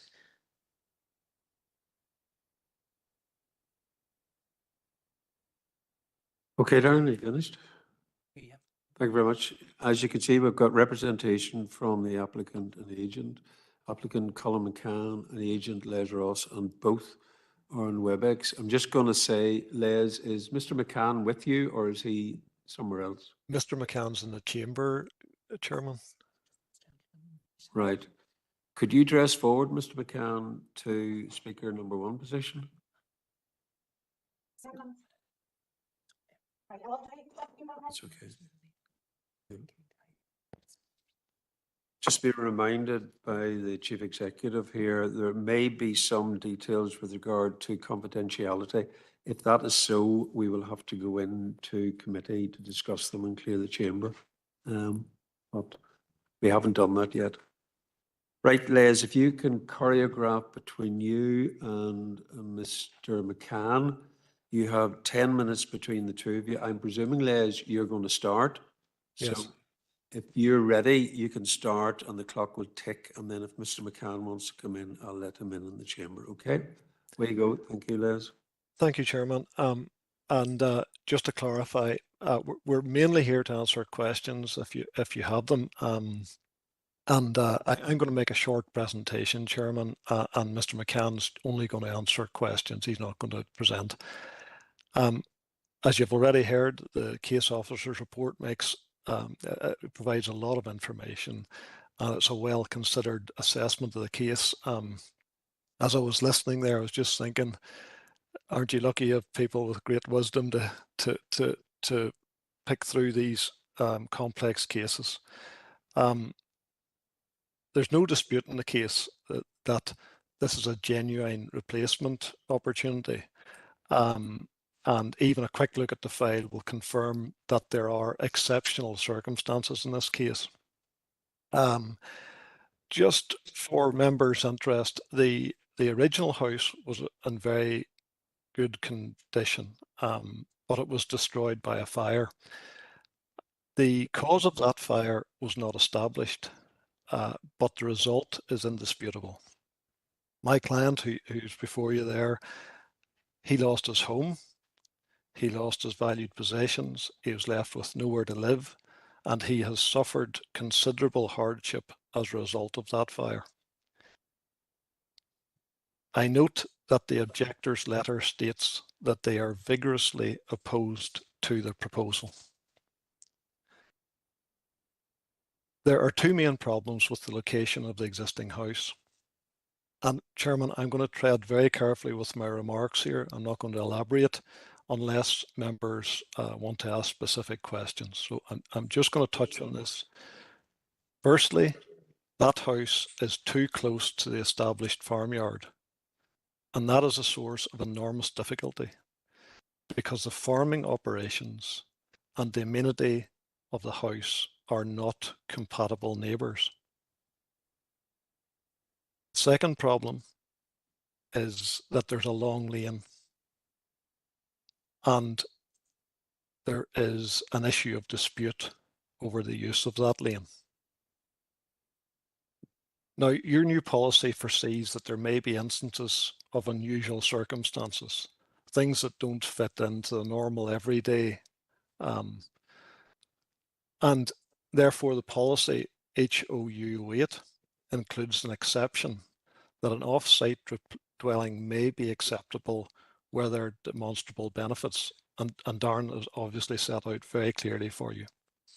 There are demonstrable benefits in this case, and they're well rehearsed. They boil down to the need to find a practical and neighbourly solution. This proposal keeps the house well away from the farm. It resolves the conflict in the lane. It allows a much better sense of surveillance at the site and a more secure place to live.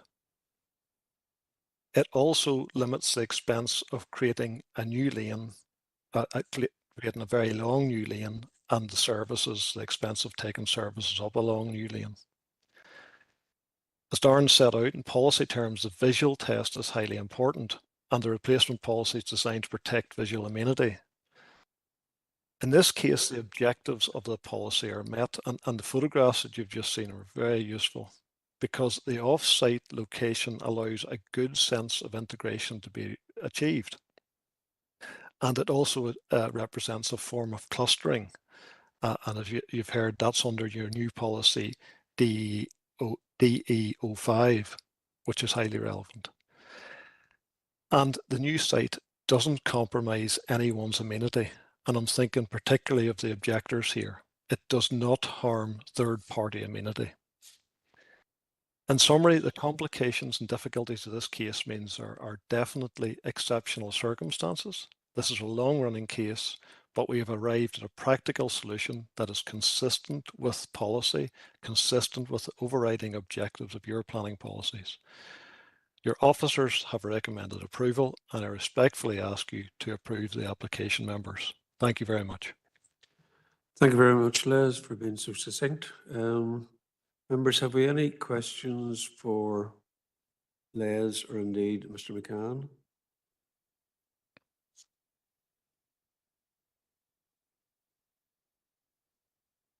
No, I don't propose to hang on. We'll move on then. Next up, we have representations on behalf in support of the application from Councillor Patrick Withers. Patrick, before I let you in, are you doing the objectors? Right, sorry, right. I'm going to take the objectors, yeah.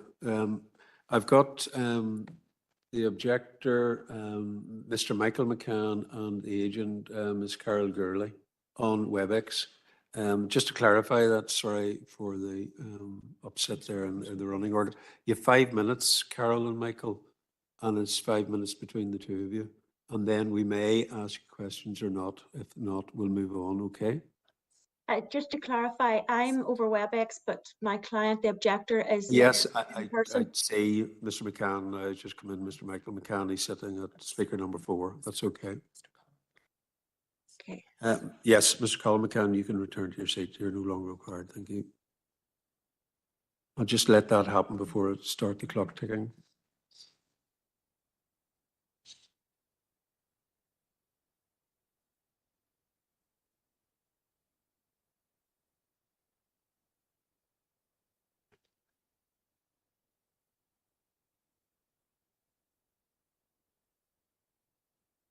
Okay, Ms. Gurley, you have 5 minutes between yourself and Mr. McCann. Okay, thank you. Afternoon, members. My clients, the McCann family, live at 103 Toddsleep Road and strongly oppose this recommendation to approve. The family have sought legal advice, and all parties agree that insufficient evidence has been presented to allow this application under the exceptionality test. This application was presented to February Committee with a recommendation to refuse. The committee case was deferred so that a revised location plan could be considered. So the revised plan, as explained by Darren, pushed the dwelling back a mere 20 metres from its original location. Oddly, this pocket-sized concession on the applicant's part was enough to overcome all previous concerns, including the exceptionality clause. It's important that members are aware that the applicant lived comfortably at the fire damaged house up until 2 years ago, until the fire happened, with absolutely no issue that we're aware of.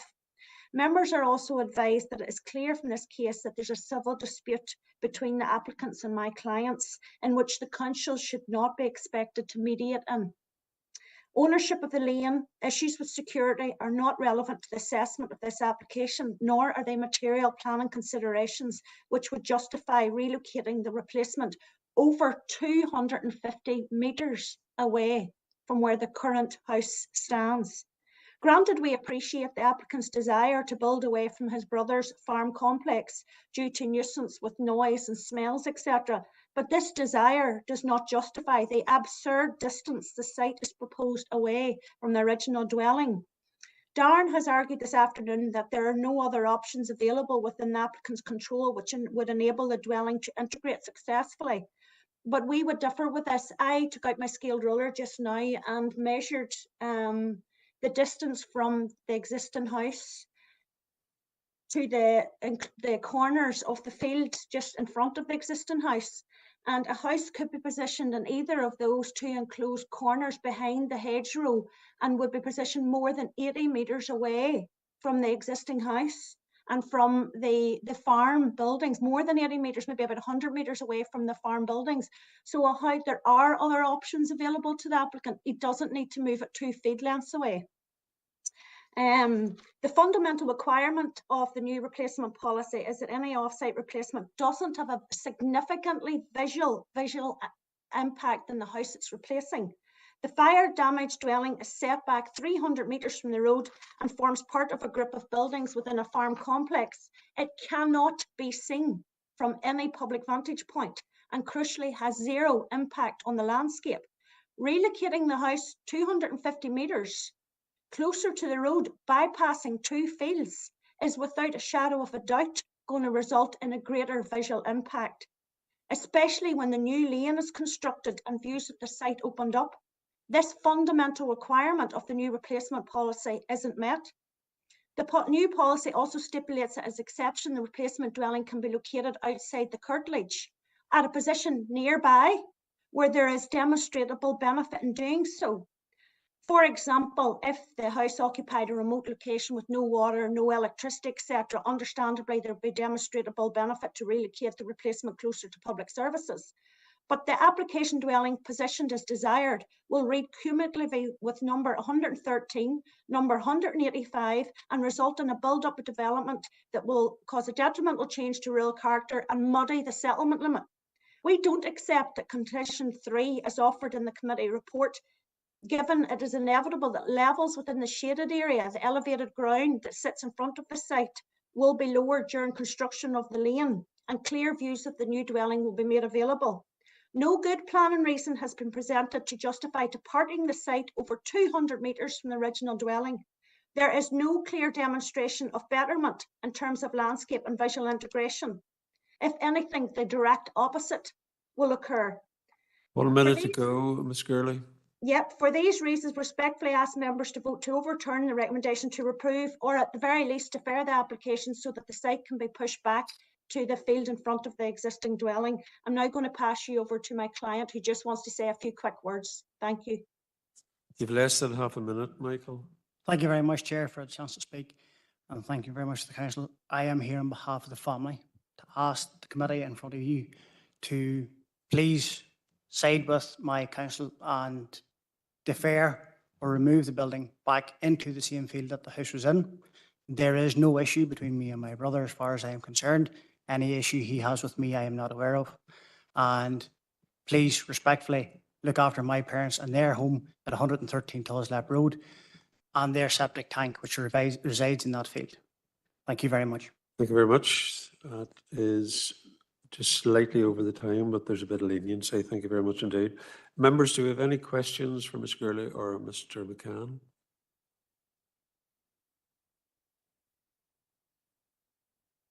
No. I'll move on to now political. Darren, do you want to take? Mr. McCann, can we take a seat? You. Mr. McCann, seat. Oh yes, sorry, Ms. McCann, you can head back to your seat. Councillor Withers. Yeah.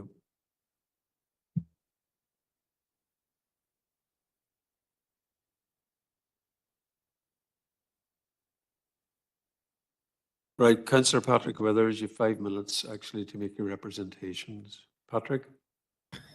Thank you, Chair, and I'll be extremely brief, definitely not the 5 minutes anyway. Non-significant to that, other than just reiterating what has been said there by the planning officer, that it meets the plan and policies, therefore it should be granted. And see there as well from the consultations that have been issued from the agencies as well, there was no objections or concerns raised either. So I think everything said out by Les and as well by Darren there clearly, and there's no need for it to be overturned. I think it should be approved as it meets the plan and policies. Thank you, Chair. Very succinct, Patrick. Thank you very much indeed. We'll move on now to Darren. Do you want to make any comments with regard to the representation? Yeah, members, really, I have no comments to make other than just to confirm a few issues that the application has been recommended for approval because it's considered to meet the plan strategy. That recommendation is based upon the issues set out within the report. The issues now related to what happened to the house previously and the fire damage and how it was damaged, etc. That's not relevant or material to the planning office or the application. The issue about the long lane accessing that house and the expense of creating a new lane, for example, and getting new services, again, that's not relevant or material to this application. The impact on the septic tank of a neighbour, again, is not material to this application. Those are civil matters which are agreed between the various parties. So the application is recommended for approval because it meets HOU 08 and there are demonstrable benefits for this alternative location nearby.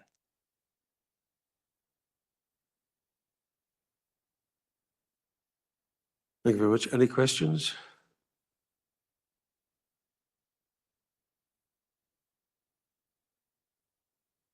Okay, we're coming to the recommendation stage. Officers have recommended approval. It's up to you, members. What do you want to recommend?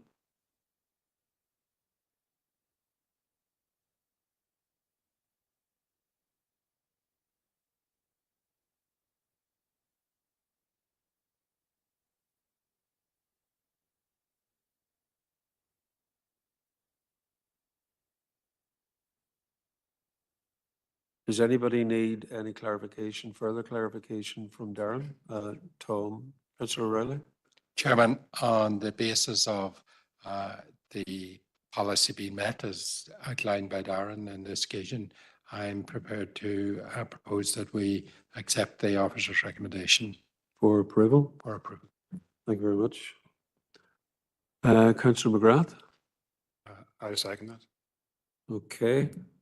Do we have any further proposals? No. I've got a proposal to approve. That's coming from Councillor O'Reilly, seconded by Councillor McGrath. All agreed? Agreed. Do you want to sum up, Darren? Okay, members, so application number 1, LA 10 2022-05990. The recommendation of officers was to approve planning permission for the reasons listed within the report and subject to the 8 conditions. Members have granted approval subject to those 8 conditions. Sorry, just for noting, Councillor Devine Gallagher did declare an interest and she is withdrawn. She's not party to this recommendation. Okay. Somebody could bring her back in, please. Okay. Fiona? Right, we'll move on to application number 2. Yeah.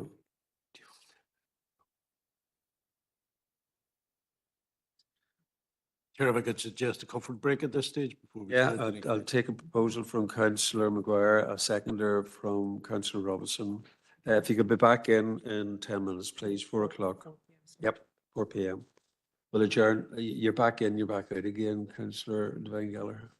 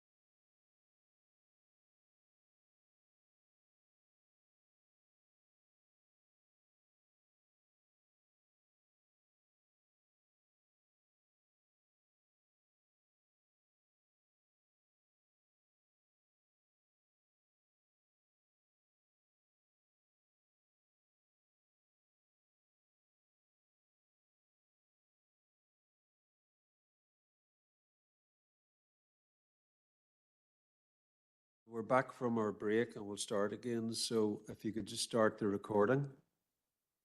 Yep, thumbs up.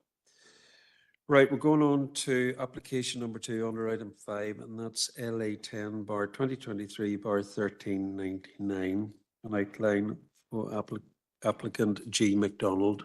Darren? Okay, members, so application number 2, LA 10 2023 1399. It's an outline application for dwelling and garage and associated site works for Mr. G. McDonald on land 65 metres east of 303 Loch Macrory Road in Carrickmore. Recommendation of officers is to refuse planning permission for the reasons listed within the report and subject to the 2 reasons within the report. So members will just go through the slides, but just to remind you, it's a proposed new dwelling in the countryside. The application was recommended for refusal in June and called in for determination by the planning committee. It's not considered as a rounding off opportunity under the new plan strategy, as it's not visually linked with an existing group of buildings, 3 of which must be dwellings and each within their own defined curtilage. It's not bound with other development as the road goes along 2 sides of the site. And there's also issues in relation to build up and character. And it's not an infill opportunity as well. So the application site then is on the screen. The red line includes a triangle shaped plot with the roads running either side of it. And the applicant has submitted a block plan giving an indication of the location of the proposed building. So that's the original plan. And subsequent to that, now there was an amendment which pulled the house forward slightly in the site closer up to the junction. I think, yeah, I have a drawing there, an image then showing the location of the 2 of those. So the original plan is on the left, and you can see the position of the dwelling as originally submitted. And then the applicant and agent has pulled it forward in the site on the revised block plan in their supporting statement. And that's on the right-hand side. So today, members, we're considering the plan on the right-hand side, which shows the approximate position of the building if it was permitted. Well, the application site is there, members. It's located along the road with another road then along the other boundary. So you have the yellow star then identifying it within its wider context. You can see other buildings then. There's 2 buildings, or a number of buildings, sorry, directly opposite the site on the other side of the road. And then further along to the south, you have a road junction with several other buildings there. And again, then the aerial flyover image shows those. So location of the site with the yellow star. Across the road to the west is the group of buildings. And then you go head down the road and there's another junction then with other buildings then located around there. So our application site then is the triangular shaped plot. There's a road to either side of it with the buildings then across from it. And you can see the location of those in relation to our site. Some views and some images. So if you're back up the road then at the red star, looking down the road towards the application site, which will be on the left. On the right-hand side then you're looking at those buildings. And that's the view then that you would have there. So you can see those on the right-hand side, the buildings on the right-hand side. And the site then will be further along the road on the left-hand side. So as we move along, you can see then the properties on the right-hand side, the entrance into our site just on the left, and that's the view of it there, looking in to it from a Google Street View image. Moving along then, the road down towards the road junction, which you can just see in front of you, the giveaway sign there. You come to the junction of the 2 roads. And if we then look to the right, members, further along the road, that's where the agent and applicant are making a case that there's other buildings then that this property will read with. There's also a property on the hill then up in the grass field. You can see up the top of that slope there. So if we move along that road, again, you can see those properties up on the left. Moving along the road towards the junction. So if we then turn around and do the reverse approach, so you're at the red star looking towards that junction with the application site further along the roads. So that's the view there. You can see the application site then further along the road up at that other junction. And there's a property then on the right-hand side. As you move along, that property's on the right-hand side. Our application site's further along the road. And then you can pass and you can see the site then is further up at that junction in front of you. As we come along. So really the distance between those buildings, so the buildings beside the application site and that other property then on the, it's indicated on the plan, it's about 155, 160 meters or so, or thereabouts. So the application is considered to be contrary to policy, HOU 13, and is not a rounding off opportunity. Does not meet all of the criteria within HOU 13. Specifically, it's not rounding off a gap within an existing group of buildings, which are sited outside a farm. It's not visually linked with an existing group of buildings constituting a minimum number of 4 buildings, 3 of which must be dwellings, each with their own defined curtilage. Criteria D, the site is not bounded on at least 2 sides with other development within the cluster. Criteria F, then, the development cannot be absorbed into the existing cluster through rounding off and consolidation, and will significantly alter the existing character and visually intrude into the open countryside. So again, members, just to remind you, it's the plan on the right. So the agent has submitted a supporting statement. I'm going through these images. I'd like to thank him for submitting that. On the screen then is their supporting plan. It shows the location of the site in red, and I'm sure he'll go through this in more detail, but you can see the location of the site in red, and then he identifies curtilage 1, 2 on the left-hand side, the bus stop, the junction of the roads, which is the focal point, and then curtilage 3 is identified in that plan again. And he also has included 2 photographs. So you can see the top one there. This image shows the focal point when approaching the first road junction. The second junction is seen just below this text. It shows clearly an existing focal cluster in this area. And on the bottom slide, it says this image shows the focal point when approaching the second road junction. Site is enclosed and a proposed dwelling directly behind the existing trees would be fully absorbed. Note the existing bus stop would only be located at a local focal point and not at any random location. So members, for the reasons listed in the report and aligning with the wording of the transition arrangements in the 2015 LDP regulations, when reading both the DBP and the plan strategy together, your proposal does not accord with the LDP for the reasons stated, and there are no other material considerations to indicate the application should be approved contrary to the plan. To recommend the application is refused for the following reasons, and there's 3 real broad reasons. It's not a rounding off opportunity, it's not an infill opportunity, and will alter rural character by reason of a build-up of development. Thanks very much, Paul. Or sorry, Darren. We've got representation from the planning agent, Paul Bradley, via WebEx. Paul, are you good to go? Yes, I'm ready. Yeah, well, you have 10 minutes, up to 10 minutes thereafter. We may or may not ask you questions. You've been on before, so you know what to do. So if you're good to go, please start, Paul. Yes, I have the applicant with me in the room as well, just so you know he's observing. I'd like first to thank the Planning Committee for calling this application for further consideration. Within the report before the committee, there's a reference to infill development or a gap site. And to be clear, we do not present this application as an infill site. This application should be considered purely as a rounding off application. For a rounding off site, there are 8 subheadings or criteria within policy HOU 13 that should be met. These are listed A to H. As part of the planning report, the officers fully accept that 4 of these criteria are met. However, they state that A, C, D and F are not met in their opinion. On this basis, I will set out how this application site does meet the remaining criteria for the policy tests. I would emphasise to the committee that all planning policy is based on the interpretation of the person reading the policy. Under criteria A, which is the proposed dwelling should result in rounding off of a gap within an existing group of buildings, the report states that the site will not round off a gap within a group of buildings. We've previously submitted the statement, and Darren has very kindly showed the images that show the site is located between 2 houses with garages or sheds to the west and a bus shelter on the east side, which will round off a gap.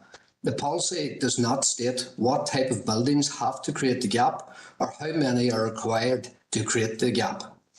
Under criteria C, the proposed dwelling should be visually linked with the existing group of buildings constituting a minimum of 4 buildings, 3 of which must be dwellings. Again, the report claims that the site does not comply with the policy as number 4, Devesky Road, does not visually link. I actually called again on site this morning And on the approach from the north direction from both the Creggan Road and the Lochmacrory Road, there's a very clear visual linkage between the group of houses number 103 or 303, 305 and number 4. On approach from the north, you're naturally viewing a cluster of dwellings. I would also point out that number 4 Devesky Road, when measured from site boundary to site boundary, is only 82 metres apart. And for context, this is around the width of the football pitch and not so far removed that it cannot be visually seen. Policy does not state any distances for visual linkage, and this site is unique in that the visual linkage can and is viewable from 3 different roads as the group of 3 dwellings. This is also clarified in the images that Darren shown that we submitted, that from all views you can see the 3 dwellings around this cluster. Criteria D, the site provides a suitable degree of enclosure and is bounded on at least 2 sides with other development in the cluster. If the planning assessment within this report of this criteria is to be accepted, they state that despite the fact that there are 2 houses and sheds to the west and a bus shelter to the east, they are not classed as development and do not bound the site because of the roads either side. So basically, because the roads there, that development's not there, what they're trying to say is on the other side of the road. Now, the committee need to look very carefully at the wording of this criteria within this HOU 13. This states that the site should be bounded by development on at least 2 sides. This does not state buildings, but it states development. So even if we would accept what the planning report states, this is contrary to planning development rules. If anyone wants to construct a new roadway or even a new laneway on their land, then they have to apply to the planning department for permission to develop that land. A road in itself constitutes development, as permission is required to put it there in the first place. So if that logic is applied, then this site is actually bounded by development on 3 sides, as the road junction wraps around our site. However, the planning report's interpretation of this criteria is negative, and it cannot possibly be discounted that the site is bounded on 2 sides by development. Criteria F is where the proposed development should be absorbed into the existing cluster through rounding off and consolidation, and will not significantly alter the rural character.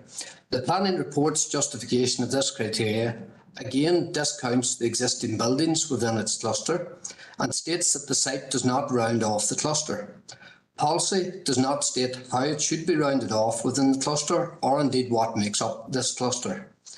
On the planning statement that we submitted as part of this application, the image at the very bottom of the site is an image directly south of the road junction that surrounds the site. And from this view reading east to west, you have a long established bush shelter that has been replaced on a number of occasions.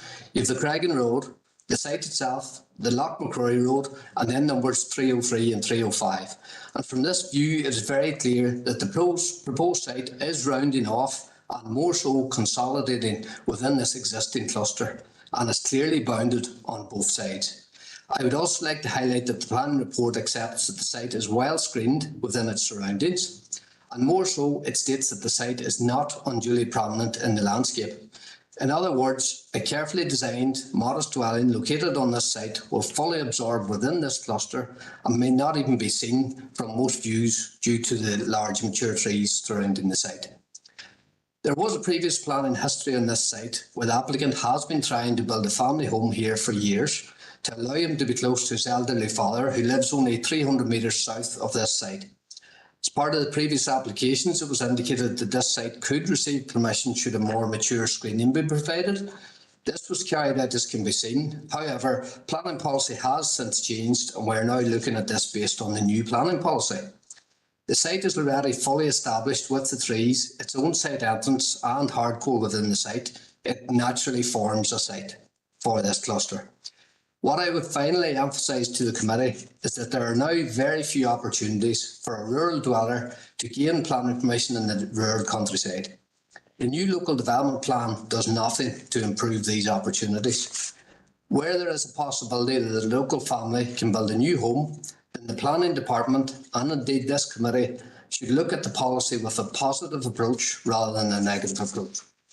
When reading the policy criteria against the site with a view to possibly approving the site, It is clear that this site does meet the criteria required. Buildings and developed roads cannot be discounted just because it suits the narrative of a planning report with a negative view. These buildings and roads exist at the cluster and cannot magically disappear for part of the assessments of some of the criteria. Policy HOU 13, for the most parts, does not provide much by the way of policy clarification, and it is therefore very open to interpretation. However, what it does clarify is the following. The careful positioning of an additional dwelling within an existing group of buildings has the potential benefit of reinforcing locally distinctive settlement patterns and local identity without detracting from rural character. Our proposed application site would do exactly that and provide a family home around an existing focal point where existing settlement already exists and has for some years, and I would urge the committee to consider that this application does meet all criteria of this policy. Thank you for your time. Thank you very much, Paul. Stopped within the time. Well done. Members, any questions for Paul?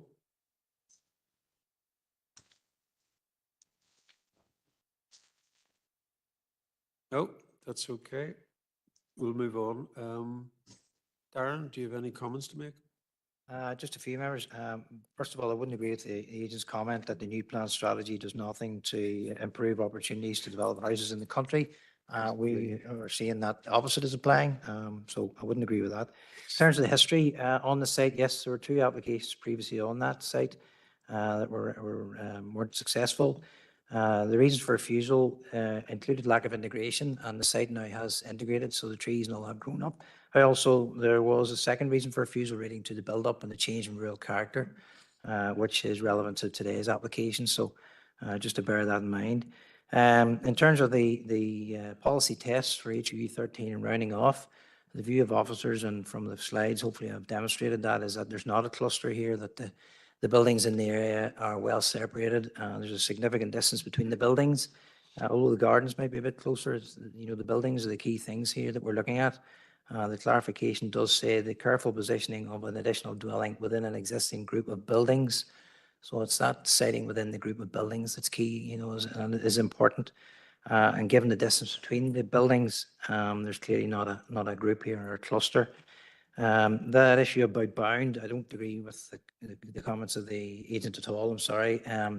The policy says that the site provides a suitable degree of enclosure and is bound on at least 2 sides with other development within the cluster. So it's the buildings, as it says, the clarification talks about buildings, groups of buildings. So to extend it out to include roads really would be taking the interpretation of the policy too far and would undermine the purpose of the policy, which is to allow development and round off development within an existing cluster. Thank you very much, Darren. Any questions for Darren for clarity? No, we'll move forward to members' deliberation and recommendation. So,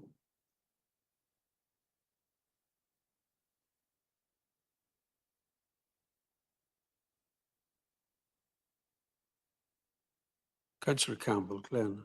Thank you, Chairman. I suppose I do have a question in relation to just what Darren was saying there in relation to the buildings versus gardens.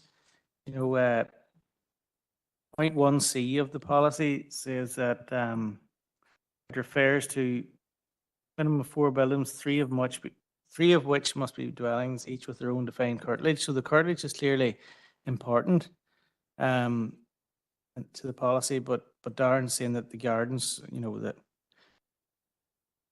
to me it seems like a mute point, maybe. In my opinion, that if you making the difference between a building and a curtilage, I know that we have done that.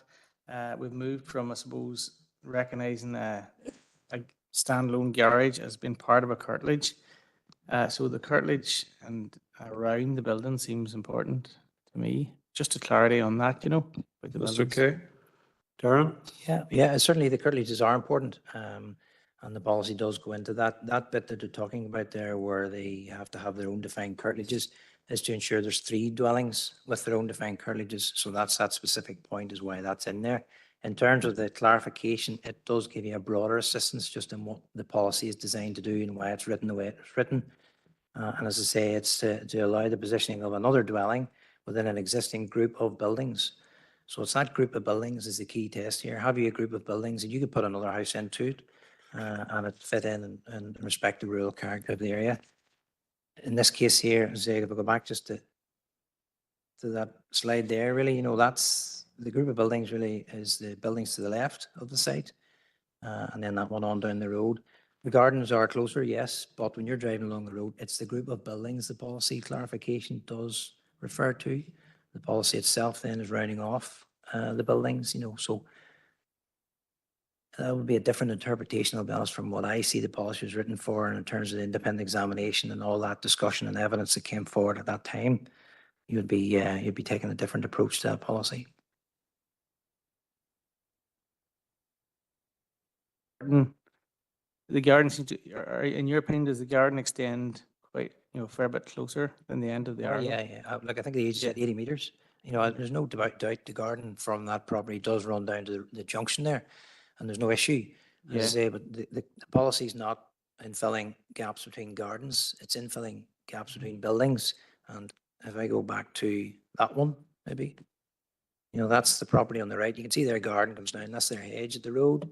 You then go on up the road to the next junction, and that's where the site is. So if we travel along there, maybe go back one as well. That one give you a better idea. So as you're traveling along, you can see number 4 on the right. Their garden does run down to the road.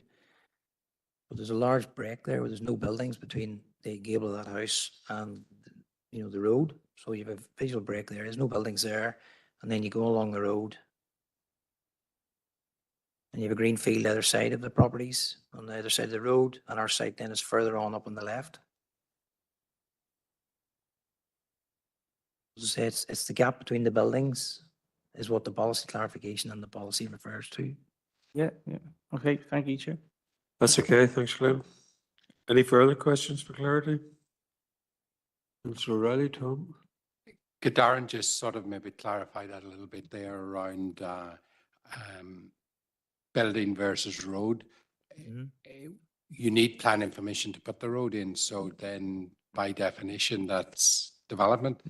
And how does that then sort of square? Well, you don't need planning permission for those roads. So by default, that statement's wrong then, because you don't need planning permission for that road. That road's done under the roads order, so no planning permission needed. You may need planning permission for a road to serve a property, but it'll be an ancillary to that property. So it'll not be the road you'll be applying for, it'll be the house, the business, whatever, with a road alongside it. It may be development. But again, I keep going back to the policy clarification. It says you're positioning a new dwelling within a group of buildings. So on this site here, are you positioning the new built dwelling within an existing group of buildings? That's where the bound on at least 2 sides with other development within the clusters comes from. And when you read the independent examination and the discussion, that's where that policy was going and why it was written to include the word bound, because you would be bound by other buildings in the cluster. Put the house in, fits in neatly. So it's the building at the end of the day. Okay. Okay, Tom, thanks. Councillor Mahon, David? Thank you, Chair, and Darren, just for clarification, it's difficult to see those pictures this far away, I have to be honest. You know, it really is, but if you go back to that last picture there, just read the yellow star, you could just explain what all those buildings is to the left of the site. You know, there seems to be a lot of activity there, and I can't just, what is all that? Yeah, so you have 2 dwellings and a number of ancillary outbuildings to the left of the site. And we agree with the agent there, and we're both, you know, there's no dispute over that. The requirement then for the 3rd dwelling on its own curtilage pulls in this other property then, number 4, which is further along the road. And where the site is the yellow star, the bit of development behind that is that existing No, on the there's site? not. It's just rough ground. There's no buildings on it. Okay, thank you. Okay, are we any closer to a recommendation?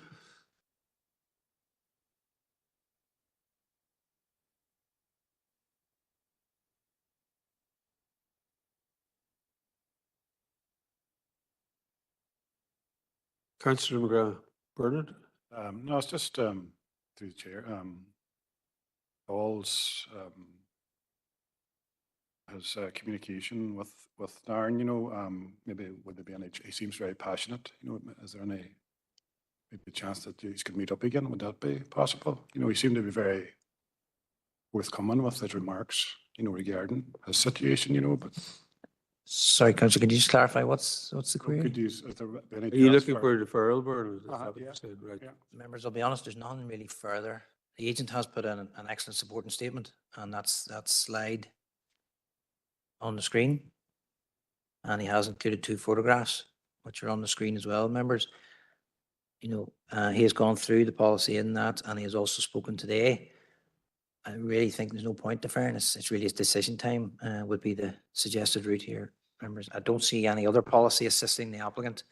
He said it's not an infill sort of opportunity either. It's purely down to this rounding off policy. So a deferral, it's your decision, but we would be likely to be coming back in a month's time. Paul, or Paul would like to make a comment here. Paul McDermott. Go ahead, thanks. Paul. Thanks, Chair. And it's just basically to follow on from what Darren's saying. I think we're generally accept, and it's in the protocol, that we would defer where we feel there's a good opportunity to get an approval out of it. But certainly from Darren's discussions in the presentation, that doesn't seem to be, you know, it doesn't seem to be an option. And previously, look, the last application that we had discussed, we had went off, spent 4 or 5 months exploring other opportunities, and that came to nothing, members. So I think if we did feel that there was merit and an option there, then well and good. But on this particular application, it doesn't look that there is an option. Thanks, Chair. Okay, thanks. Just for noting the record, Councillor McCloughery has joined the meeting via WebEx, but because he's joined mid-discussion, is not able to take part in the decision-making part of this application. Welcome, John.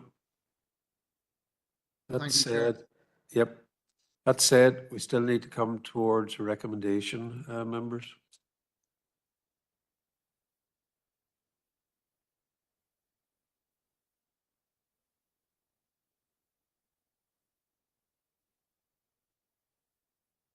Councillor Robinson, Paul. Chair, I'll go with the officer's recommendation. I propose it. Right, you're proposing to go with his officer's recommendation, that is to refuse. Anybody willing to second that recommendation? Or indeed, do I have an alternative recommendation?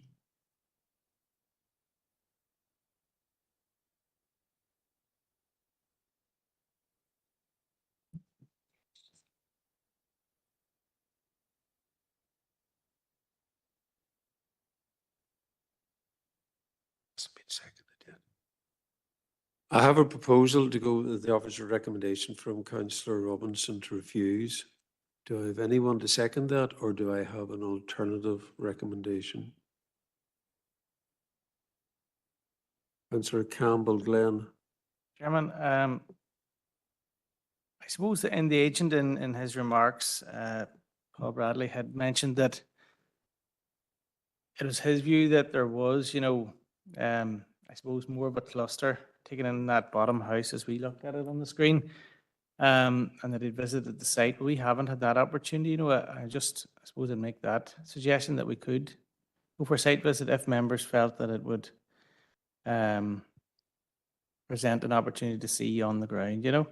I know things can be different on the ground than obviously in images and that, so I put that forward as a proposal, Chair. Okay, you've got a proposal to defer with a site meeting. Councillor Devine Gallagher, Roisin. I would second Glenn's proposal. Right, so I have a proposal that has been proposed and seconded to defer and go for site visit. I'm going to ask, because the first proposal hasn't been seconded, I'm going to put the second proposal to the floor and see what the decision is. So the proposal is to defer for an appropriate time for a site visit and then bring it back to the committee for a decision. Are we all agreed? Any abstention? Yep. agreement. Defer for a site visit. Thank you. Just going to make a note of that. Right. We'll move on now to application number 3. That's LA 10 bar 2023-1347. It's another outline proposal. Darren? Yeah, members, so application number 3, LA 10 2023-1347, an outline application for a proposed 2-story infill dwelling and garage for Mr. G. Beattie on lands between number 65 and 67 Scallon Road in Irvinstown. The recommendation is to refuse planning permission for the reasons listed within the report and subject to 2 reasons. Just to provide members with an update, we have received a supporting email on the 20th of September, so today, from Tom Elliott, MLA. That's been logged as a representation on the file as a supporting email. And what I'll do is I'll provide an update at the end of the presentation just on the issues raised, so you're familiar with them as I go through them.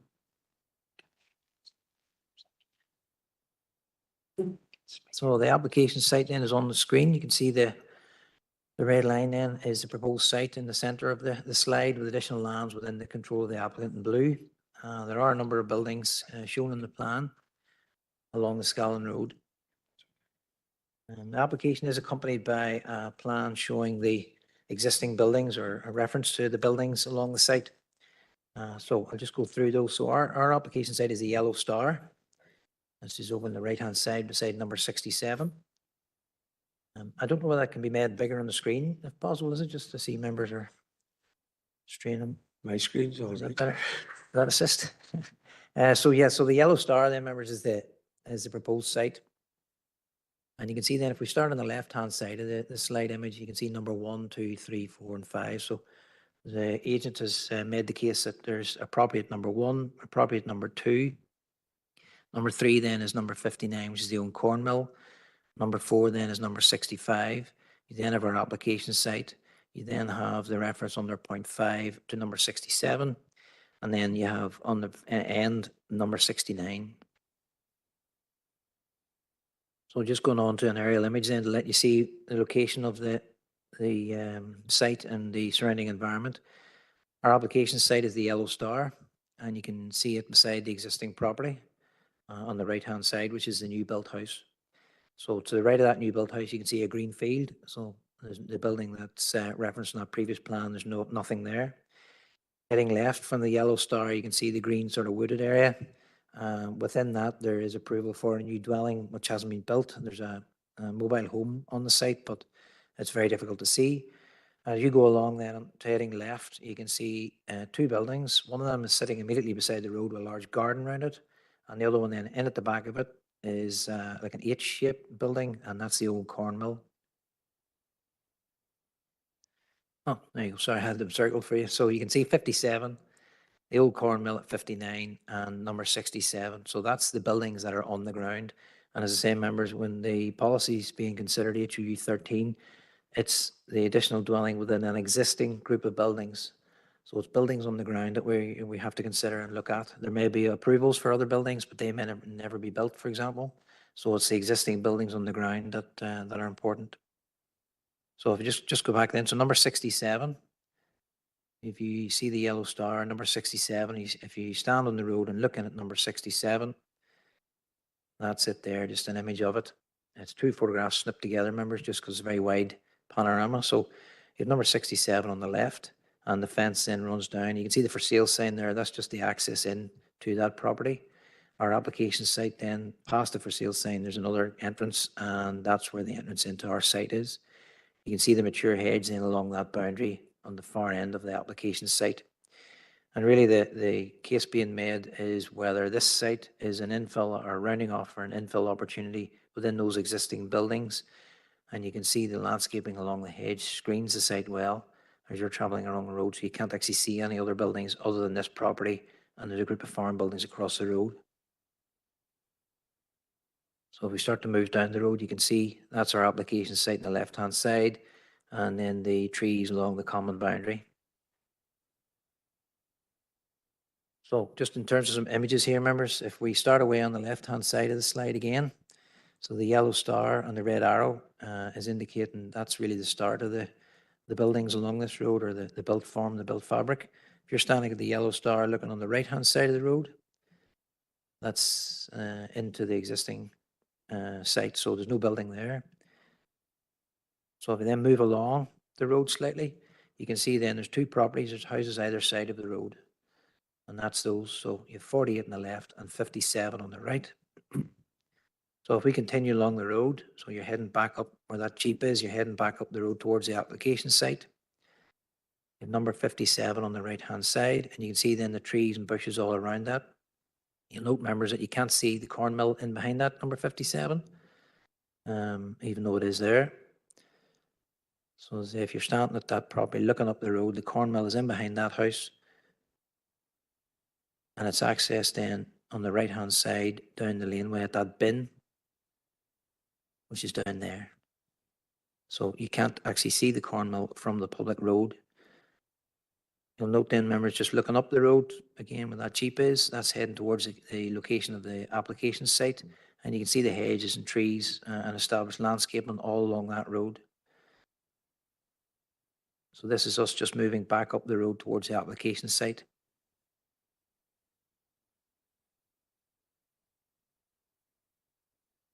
And again, that takes you up to the number 67.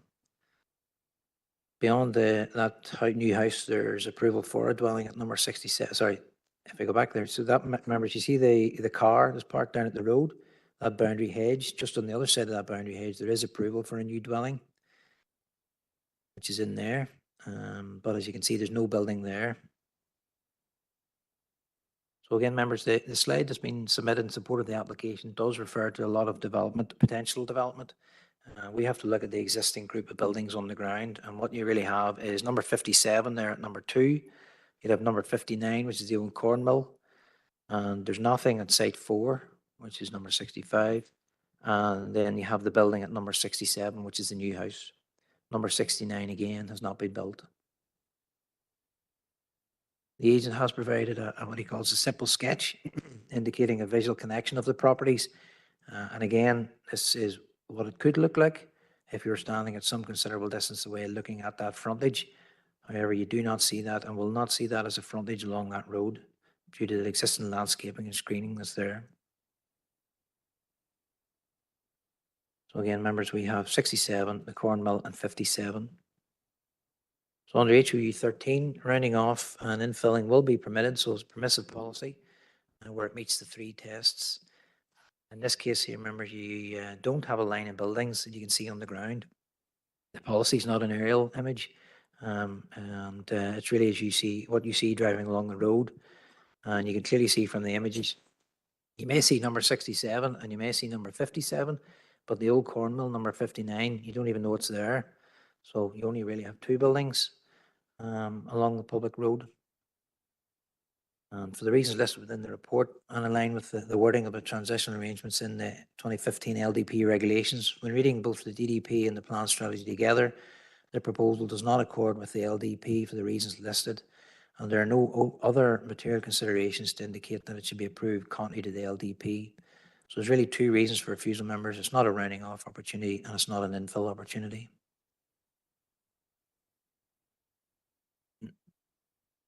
Thank you very much, Darren. You finished? Yep, sorry. Yep. Speaking rights from Mr. Martin McGarr, the agent, and Mr. George Beattie, the applicant. I think they're in the chamber. Gentlemen, if you could draw forward to speaker number 1 and speaker number 2, if you want.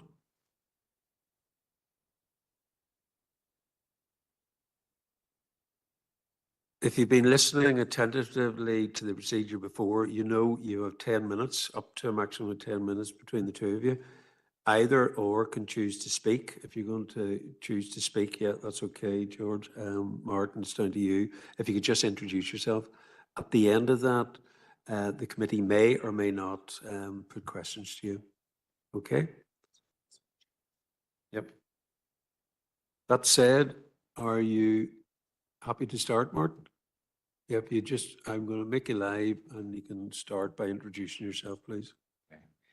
Good afternoon, Chair, committee members, and officers. Sorry, excuse me. My name is Martin McGarr, and I am the agent acting on behalf of Mr. George Beattie, the applicant. We strongly believe that the proposed site will not cause detrimental change to the rural character of the area. The immediate area is substantially built up with no fewer than 15 buildings and 4 fully approved and commenced buildings, all of which have road frontage and are adjoining the proposed infill site, which is nestled within them. The proposed development will not contribute to suburban style development patterns. It will merely consolidate a considerable existing cluster of dwellings, ancillary structures, and agricultural buildings. The proposed site is bounded on 2 sides by number 65 and number 67.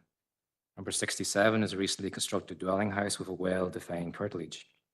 Number 65 is a fully approved dwelling house which was commenced a number of years ago. Building control have confirmed that building work was inspected before permission lapsed. Perimeter walls of the structure have been constructed to subfloor level. Surely this should be viewed as existing development. Over the course of the last few years, number 65's site has become overgrown with pioneer trees and bushes, which obscure the extent of the plot. When work on the building recommences, the site will undoubtedly be cleared again. A stronger visual connection will be recreated between all the buildings along that section of the Skellon Road. When driving from Irvinstown, all existing and approved dwellings will be visible. Currently, number 57, 59, 65, and 67 are visible from the road, and all have unbroken road frontage as indicated on the submitted site plan. The only gap that exists between these 4 properties is that of the proposed infill site, which is large enough to accommodate 1 dwelling house based on the existing development pattern in the immediate area. D5 states that development should be permitted where it does not cause detrimental change to the rural character of an area, and it is not unduly prominent. Development should be permitted if the proposal does not result in suburban style build-up when considered with existing and approved buildings. The proposal should respect the traditional pattern of development within the immediate area, and it should not create ribbon development. The proposed site meets all of these requirements. We feel that the proposed site meets the criteria set out in the relevant policies relating to rounding off and infill when considered with existing development. There is significant tree cover, particularly on the old Cornmill House property, but in my view, this is a positive in that it contributes to integrating all existing and proposed development within a rural setting. Design, siting, and scale are obviously important factors, and if the committee moves to approve the application, then careful consideration will be given to all of these at reserved matter stage to successfully integrate a new dwelling house with existing and approved development. Thank you. Thank you very much, Martin. Very succinct, very clear, and well within the time. Thank you. I know, George, you don't want to say anything. That's okay. Members, have we any questions for the agent?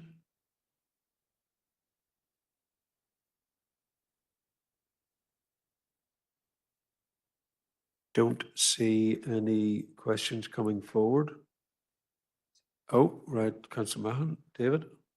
Thank you, Chair, and thank you, Martin, again for that good representation there. You mentioned there about the site next door having development had started and walls being built, partial walls.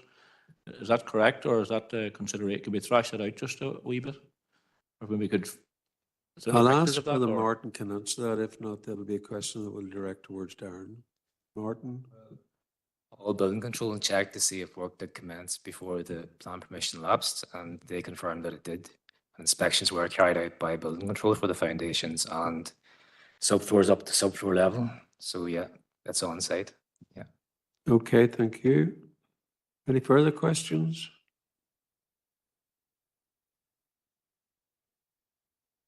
Don't see any questions. Right, we'll move on. Darren? Okay, members. Oh yeah, could you address back, please? Sorry, I keep forgetting that. Sorry. Okay, members, just Thank you, gentlemen. Yep, go ahead, Darren. Sorry, Tom. I referred to a supporting email received from Tom Elliott, MLA, today, which has been logged as a representation. So just to provide an update on that, members, it states that there's a new this is for a new dwelling and garage. There's a number of buildings along the road, 57, 59, and 67, all of common frontage, as has commenced building at number 65. Although commenced not completed, DEO 5 includes approved development on 2 occasions, and if appropriate to use DEO 5, then the same should apply to the infill policies of HU 13. Otherwise, there's an inconsistency in policy and strategy. Number 59 is a large frontage. It is all part of that frontage, including the old corn mill. HOU 13, paragraph 2 meets the criteria. There are currently 3 dwellings with additional outbuildings and 2 additional commenced dwellings not completed. And the comments say that the infill site meets the criteria within the policy. Also, remember, just to go back, just to be clear here, in terms of what's going on, I thought, so just catching up, there are other approvals in the area, and there's one to the right of number 67, which is not commenced on the ground, it's still a greenfield site. There is one to the left of number 67, beyond that hedge, as I say, it has commenced, and there's no doubt about that. What has commenced is to sub-floor level, as is now confirmed by the agent, so there's no building there. The subfloor isn't a building, it's just the subfloor as it states, so there's no walls or anything like that. And moving along then, the corn mill, as I say, you cannot see the corn mill from the road because of the trees and hedges and landscaping. So along this frontage, the buildings that can be seen from the public road are number 57 and 67. And as I say, the policy, the clarification says the careful positioning of an additional dwelling within an existing group of buildings has the potential to benefit reinforcing local distinctive settlement patterns and local identity. So it's additional dwellings within an existing group of buildings. That's the important matter here, members, that there needs to be a line here of existing group of buildings.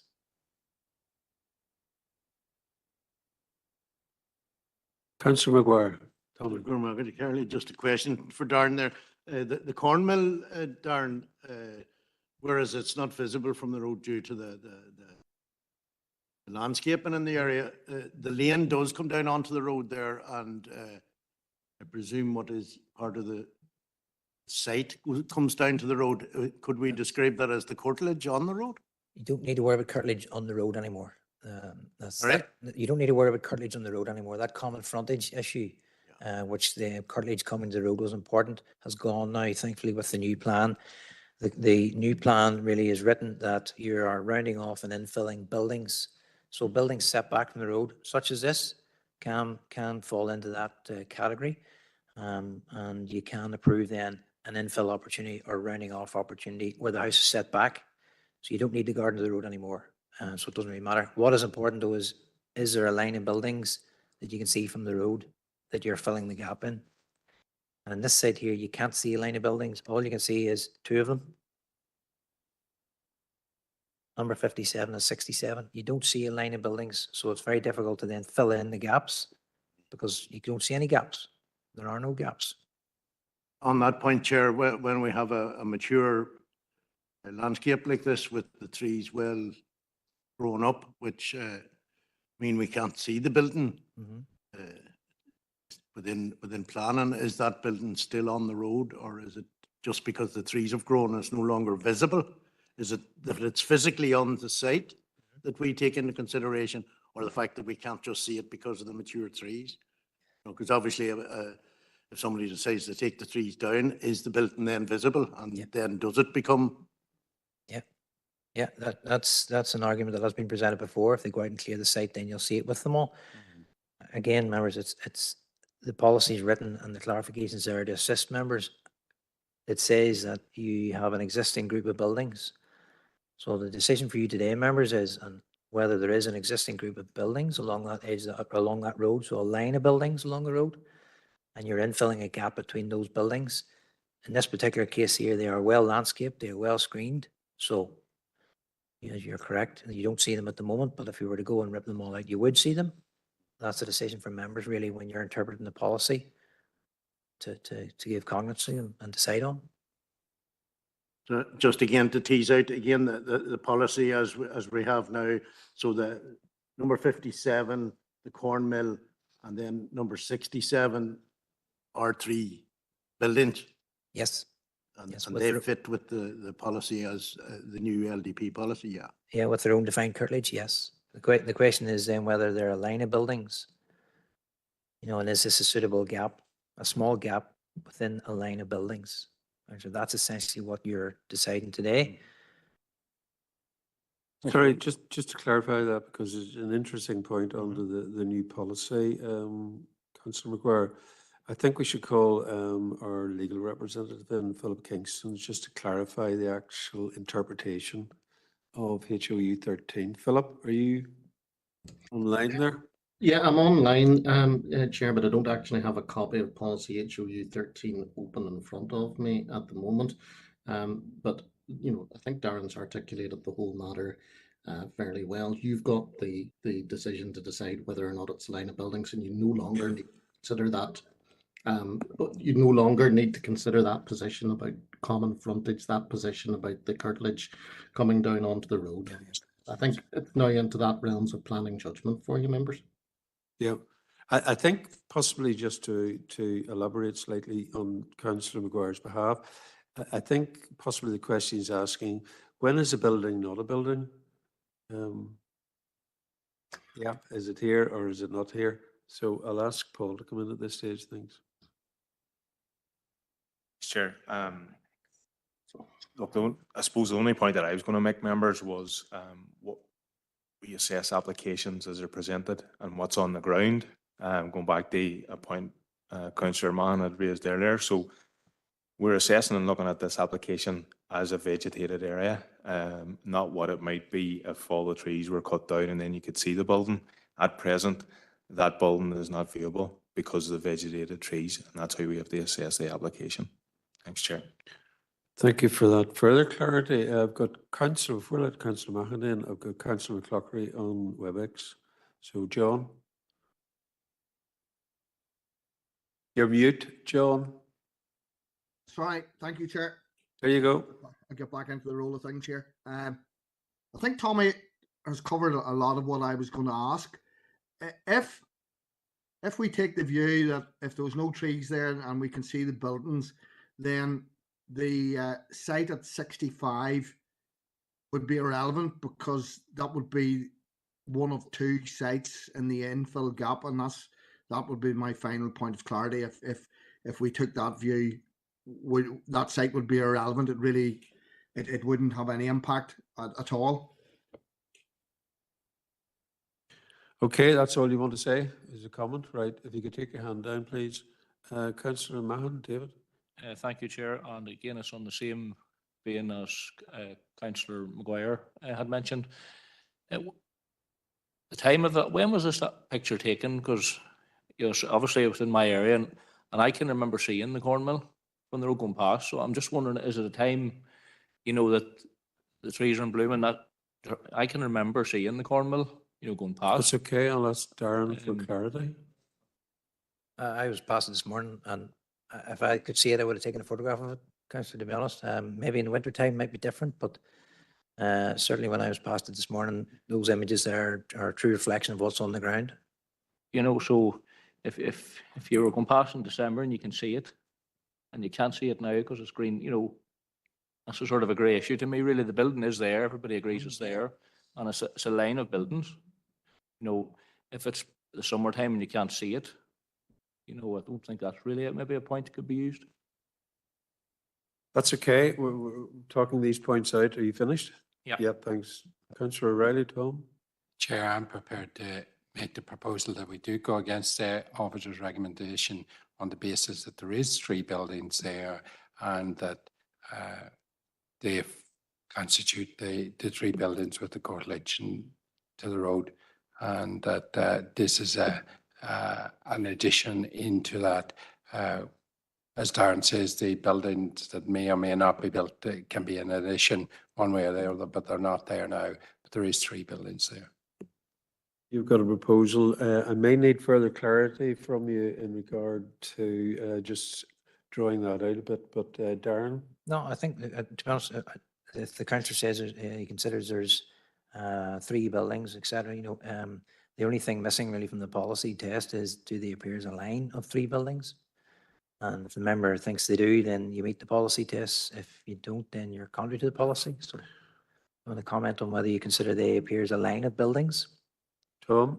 Yeah, in my mind, they appear as a line of buildings there. Whether you can continuously see them or not, I think they are a line of buildings there. They're visually on the maps here that is provided to us, and they're, in my mind, a line of buildings. That's good enough clarity, I think. Councillor Mahan, David? Yes, thank you, Chair. I'd second the proposal to go against the recommendation and approved, just for the same reason as Thomas set out. The three buildings are there. You did mention, I think, Councillor Mahan, that depending on the season, you can partially see it as you're I know, driving 'cause past. we so could also look at That's it just further clarity. in a few years' time. Some other hedge may have grew up, and then it wouldn't be a line. But we don't deal in probabilities, we deal No, in actualities I here. understand, but Thanks very much. thank you, Chair. Okay, any further recommendations, members? No, well, I have a recommendation to go against the officer's recommendations refuse, and the recommendation is to approve. The approval has been proposed by Councillor Riley, who has said that in his opinion, looking at the evidence base, that there is a line of three buildings within their own substantial curtilage, and that this then would fall as an infill site, and that has been seconded by Councillor Mahan. Are we all in agreement? On WebEx, are you two councillors in agreement as well? Could you just put your thumbs up or whatever? Agreed, Chair. Councillor Crockery? Agreed, Chair. Thank you. That's unanimous then. Thank you. Darren?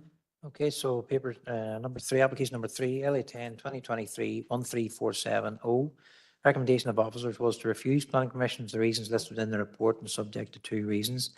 Members have gone contrary to the officer's recommendation and has granted planning permission.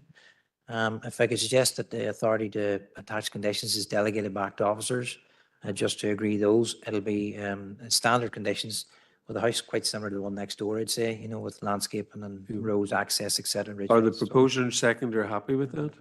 Yes, yep, so noted, thank you. Finally, just to bear in mind, members, that the planning officers, this is the first application under HU 13 in that scenario, and planning officers will have regard to that unanimous decision going forward on the committee's views and interpreting that application. Thank you very much. Yeah, we're on to 5. Yep. Right, going by the agenda, application number 4, we have deferred. We're on to application number 5 now. That's LA 10 bar 2023 bar 1414 for Mr. B. Keys. Darren? Second.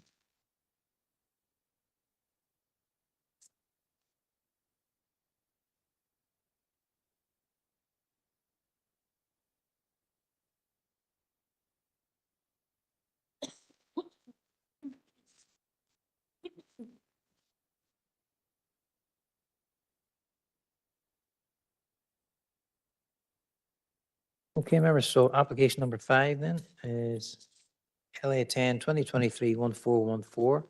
It's an outline application for a proposed dwelling and garage for B Keys. And the location then is a site 120 metres east of number 21 Glen Road in Drumquin. Recommendation is to refuse planning permission for the reasons listed in the report and subject to 2 reasons.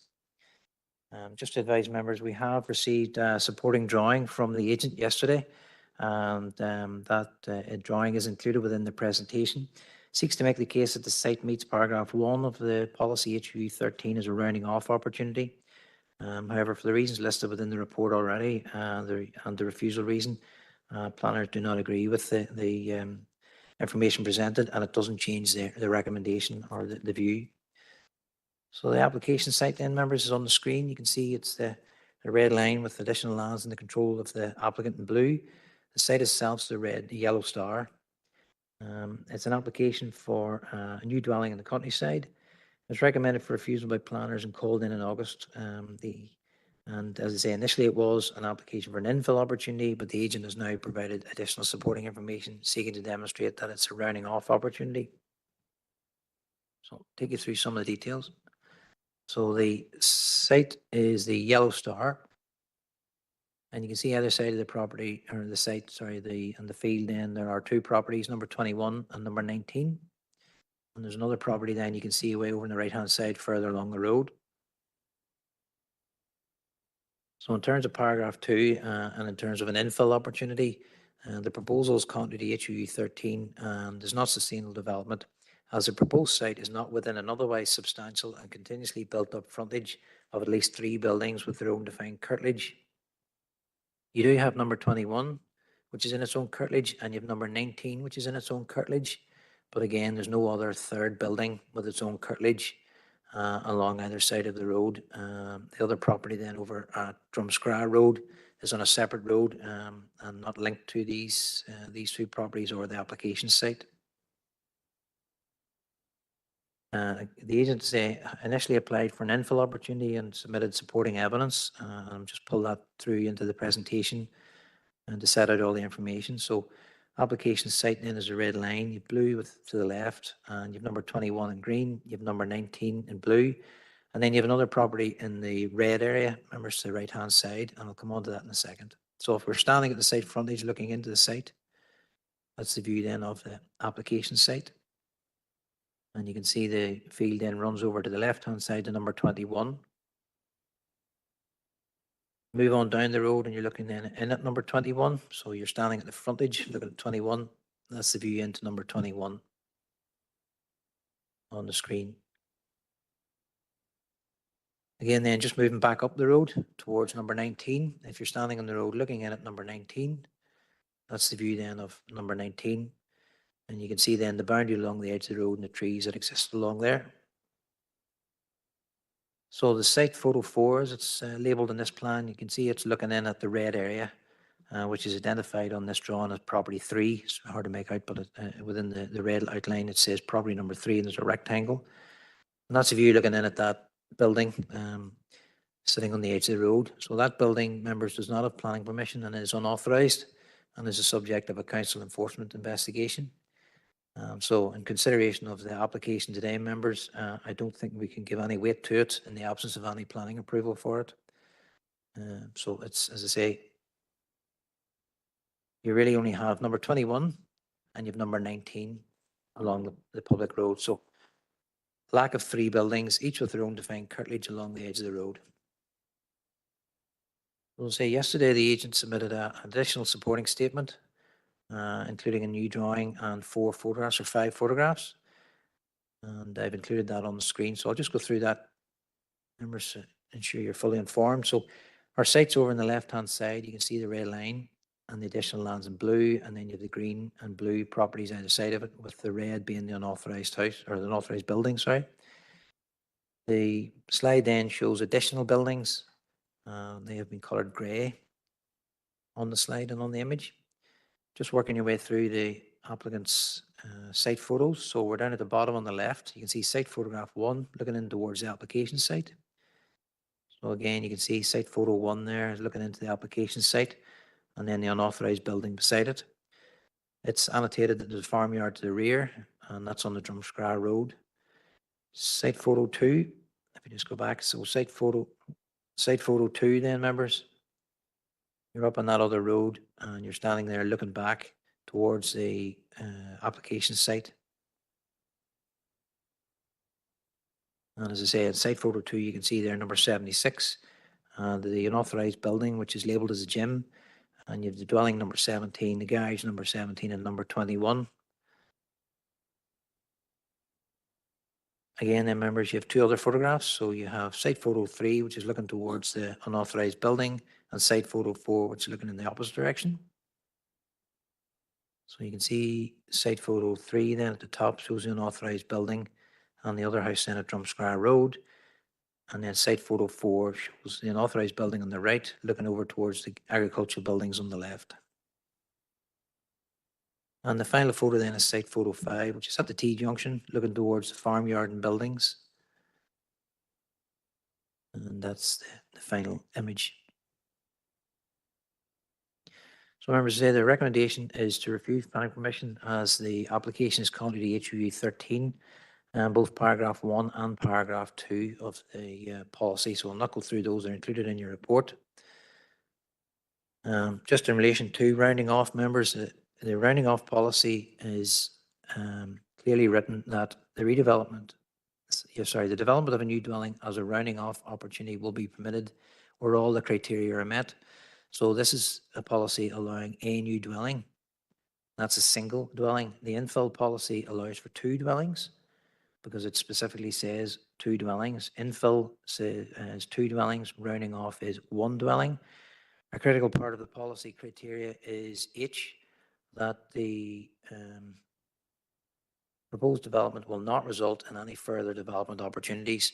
And that to me is a critical issue in relation to this application, whether or not there's a cluster is for debate, but there's no debate that if approval is granted here, the development will result in further development opportunities. The applicant owns the other half of the large field, and when you look at that, there's clearly room to put another dwelling in there of similar size, similar plot, with curtilages, etc., and would be contrary to the rounding off policy, as you would be permitting further development opportunities. So for the reasons listed within the report, members, and in line with the wording of the transition arrangements in the 2015 LDP regulations, when viewing both the DPP and the planned strategy together, the proposal does not accord with the LDP for the reasons listed, and there are no other material considerations to indicate that it should be approved contrary to the LDP. Recommend the application is refused for the following reasons. It's not a rounding off opportunity. It's not an infill opportunity. The loss of the gap would alter the rural character by reason of a build-up of development. The site itself is an important visual break between the existing buildings, and development of a new house on the site would create a ribbon of development of 3 buildings along the edge of the road. Okay, Darren? Yes, thank you. Thank you very much. We've speaking rights from the agent, David McKinley. David, are you online? Yep, I'm here. Right, I'm just about to put the timer on you. You know the procedure, up to 10 minutes. You may or may not be asked questions afterwards, and thereafter we'll go into deliberation. So are you ready to go, David? Ready to rock? Yep. Yep, away you go. Thank you, Chair and Committee, for allowing me to speak on behalf of the applicant. I've reviewed the refusal reasons and will comment on each point. Could you speak up, David, please? Not here. Hold on a second. I'll bring the thing a little bit closer. Is that any better? Yep, that's it. Much better. I've reviewed the refusal reasons and will comment on each point as refusal is listed. I've also reviewed SPO1 in particular, paragraph 6.2, stating that taking into account the RDS and the settlement evaluation, the planned spatial growth strategy seeks to sustain small settlements which act as a focal point for the rural community by providing development opportunities appropriate to their size and scale, allowing for single houses and or small groups, not more than 8, and small rural businesses. So this location is not part of a listed village or small settlements. However, what I have in front of you and I've showed you in the last context was a substance of a small settlement supported by the 6.2 paragraph SPO1. Basically, the development will result in the rounding of a gap within an existing group of buildings which are sited outside of the farm criteria A HOU 13. This application has a gap. It's not actually 2 gaps, it's a gap within the area, which I would suggest is a small settlement or an existing cluster. Darren, if you go back to the last email I sent you yesterday, please, if that's possible. The application I've shown outlined in red is the site. You'll note that the building in green comes right across the front of the blue land. That blue land actually has flooding issues, and I think I made that clear in the application when I put it in. That's why we cited the house on the other side. So there is no opportunity for a second site here. And in any case, I wouldn't want to build a house behind somebody else's entrance. So it's not, I'm not suggesting that as an infill or an additional site. So basically the Glen Road, which comes from the east and goes west, is, and believe it or not, most of the housing is actually on the right-hand side, which is where we're proposing. As you approach it, you can see Drumscra Road Junction on your right-hand side. That Drumscra Junction has a house right more or less on the junction. There is an area of green trees there that sort of diffuses, for a very short term, diffuses the flue, but if you travel 20 metres or 20 foot even up that particular Glen Road or the Drumscra Road, you'll see the context of the cluster that I presented in relation to all the buildings visually interlinked together. Remember, there's no distance associated or that I can find on visual separation. And as I said, a small screen of trees at the junction of the Drumscra Road and the Glen Road partially screens the cluster, but 20 yards either up the Glen Road or the Drumscra Road, we can easily group the buildings again. On the approach to the site, we have 2 number agricultural yards and buildings on the left-hand side. Again, it's noted in grey on the left-hand side of the Glen Road going from east to west. All these buildings, I believe, compounds a distinctive cluster. in that cluster, actually, we have 1, 2, 3, 4, 5, 6 original dwellings. That paragraph 6.2 that I made reference to allows you up to 8. On my document, it allows me up to 8. So I'm too shy of a small settlement cluster. Part D relates to that's not bounded at least 2 sides with other developments within the cluster. That's clearly wrong. You can see 20 comes right over to the edge of the red line site. That's the site plan in front of you, coloured green. And you can see the blue comes over to the red hand, to the sort of the other side of the site. So to me, it has developments on both sides of the site, and with a strong hedgerow on the eastern boundary between Darren's calling it 19, but I think it might actually be 17.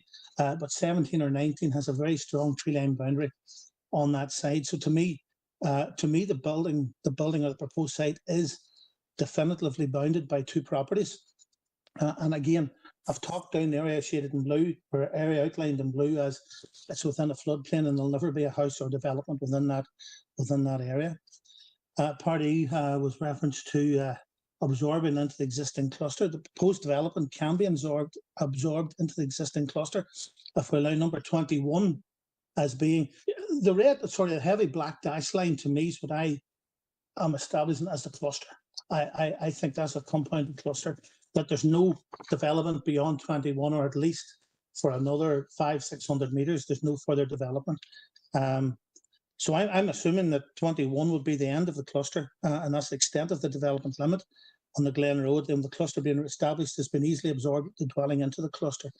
And it also can be classed as it can't be classed as suburban style development if it's contained within the cluster or infilling as proposed also.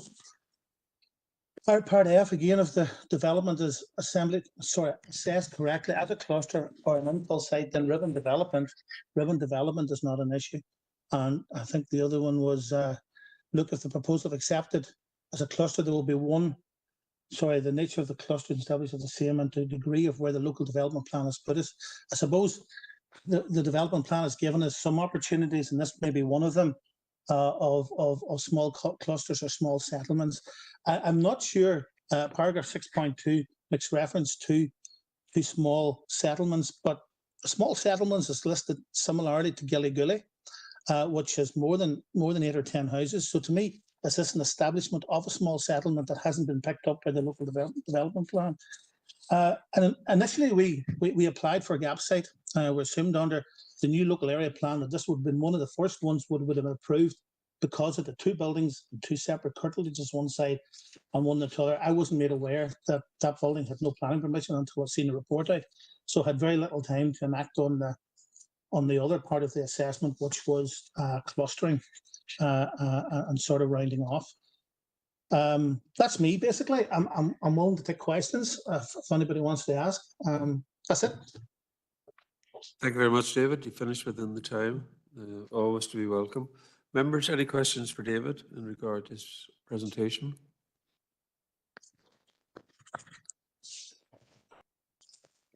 Don't see any questions coming your way, David, so you can just close off the mic there. Thank you. Darren? Members, just to confirm, the settlement hierarchy within the new plan strategy, SPO2, does set out the hierarchy. So you have main town, local town, villages, and small settlements.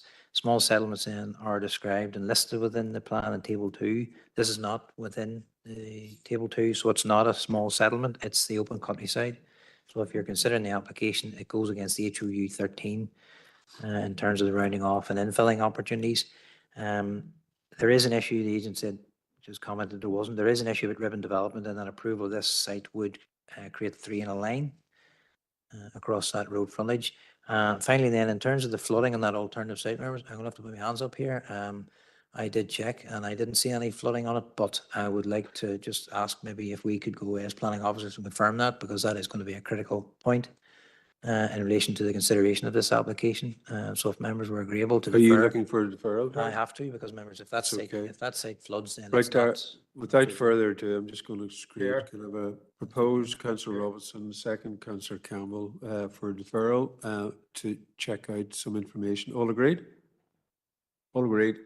Councillor Thompson, did you want to say something? Well, I was going to actually propose that, Chair. I was shouting there, but nobody reacted to me. So I was going to propose, but I'm supporting deferral on this occasion. Thank That's you. okay. Sorry, we bounced ahead without you there in the chamber. My apologies, but that's done. So right, that is deferred. The rest of, yep. Number 7 basically has been deferred, application number 7, and number 8 has been deferred for a site visit, right? So we are now moving on to item 6 of the agenda. And that is. Sorry, Chair, I have to leave at this time. Sorry. No, I have to you're leave. okay. Thank you. Right. We're heading on to item 6, and that is a report on PAN's proposal of application notice. Who's dealing with that? Paul, is that you? Yep. Yeah, thanks, Chair. So item 6 then, members, is a report on the proposal of application notices. It's just for noting, and just to note that we have 2 PANs that were received in July and August. The first one there, LA 10 2023-1934, is in relation to a residential development within Enniskillen. The second PAN then is LA 10 2023-1940, which relates to a proposed amendment to a previously approved one farm, which is on the Glenbean Road in Drumquan. So just for noting, Chair. Thanks. Thank you very much. Could have a proposer, Councillor Maguire, to note? Councillor Maguire? Yeah, propose to note, Chair. Proposed, Councillor Maguire. Second, Councillor Campbell. I see his hand up there. Thank you very much. So noted. Going to item 7, and that's just to note again the scheduled planning decisions issued in July and August, but it correlates June as well. Any questions or queries on that?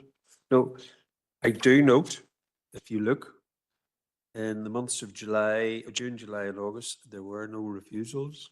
They were all approvals, both from the delegated list and the committee. So something is going right. Thank you very much. I need a proposer seconder to note.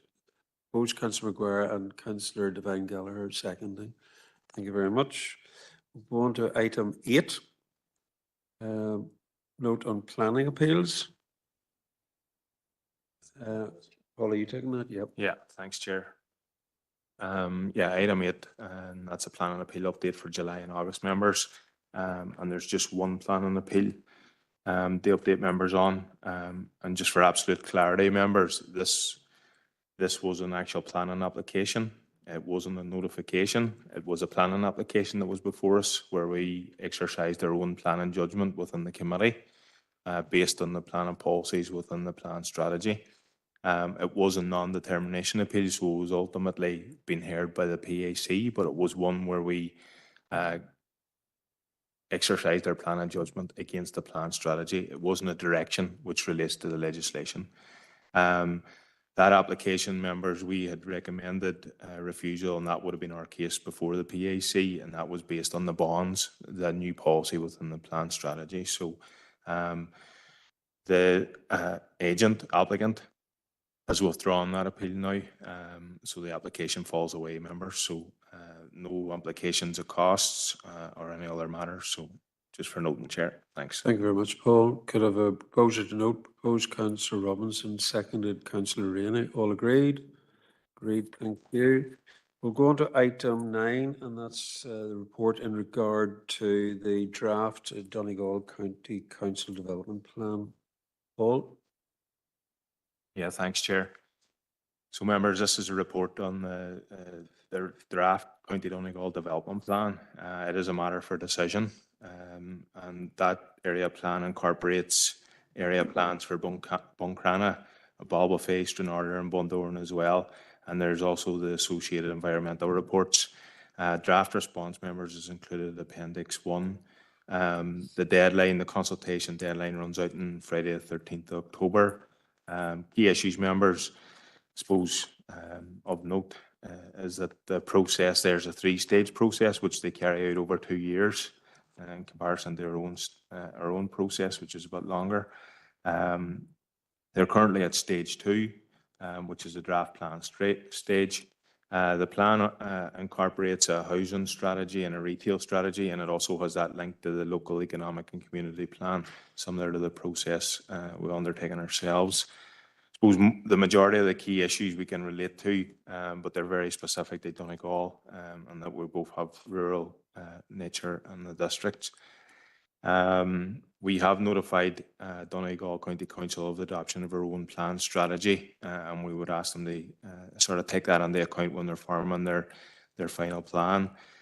I think we welcome the approach in terms of climate change, adaptation and mitigation, energy efficiency, connectivity, accessibility, and active travel. All those measures, very, very welcome and aligns with our own policies and our plan strategy.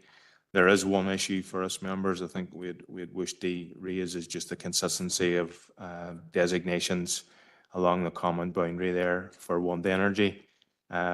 We have an area there where there's a limited underlying capacity where it's been designated as acceptable in principle in the opposite, basically on the opposite side of the boundary.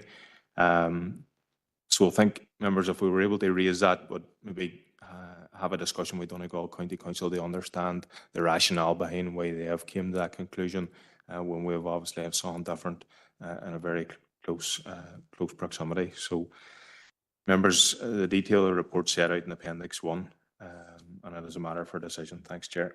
Thank you very much, Paul. Councillor Feely, Anthony? Thank you, Chair. Yeah, I propose a recommendation there, and very similar to our own strategy there. I was reading through the tourism and just happy to propose it. Are you happy to go with further discussions with regard Yes. to sort of their strategy? With regard to, If you're looking for a proposal for that, I will. propose that. That wraps that in. It was just basically, yep. Yeah, that's very okay. useful. Yes, yes. Yep. Could I have a seconder for that, please? Councillor Devine Gallagher, agreed. Are we all agreed? All agreed. Thank you very much. I will go on to items of correspondence. The first one up is from Northern Ireland Federation of Housing Associations. They wrote to me directly, but it's committee decision in regard to making a small presentation to the committee. I think, Alison, you want to go in? Chair, just a general point, what I noted is to the planning committee, I'd certainly maybe suggest you might wish to widen this out to any interested councillor, and obviously we would include the planning committee as part of that, but it is something that is a wider interest, I think, than just beyond the members of this committee. Great, Alison. Possibly might I suggest, rather than at a main planning committee, if we had a workshop or something like that, where we could open it up to other members of the council, that may be a more appropriate venue and sort of platform for that to happen if we so desire. Councillor Maguire, Tommy? Just a comment, Chair. Thanks for that.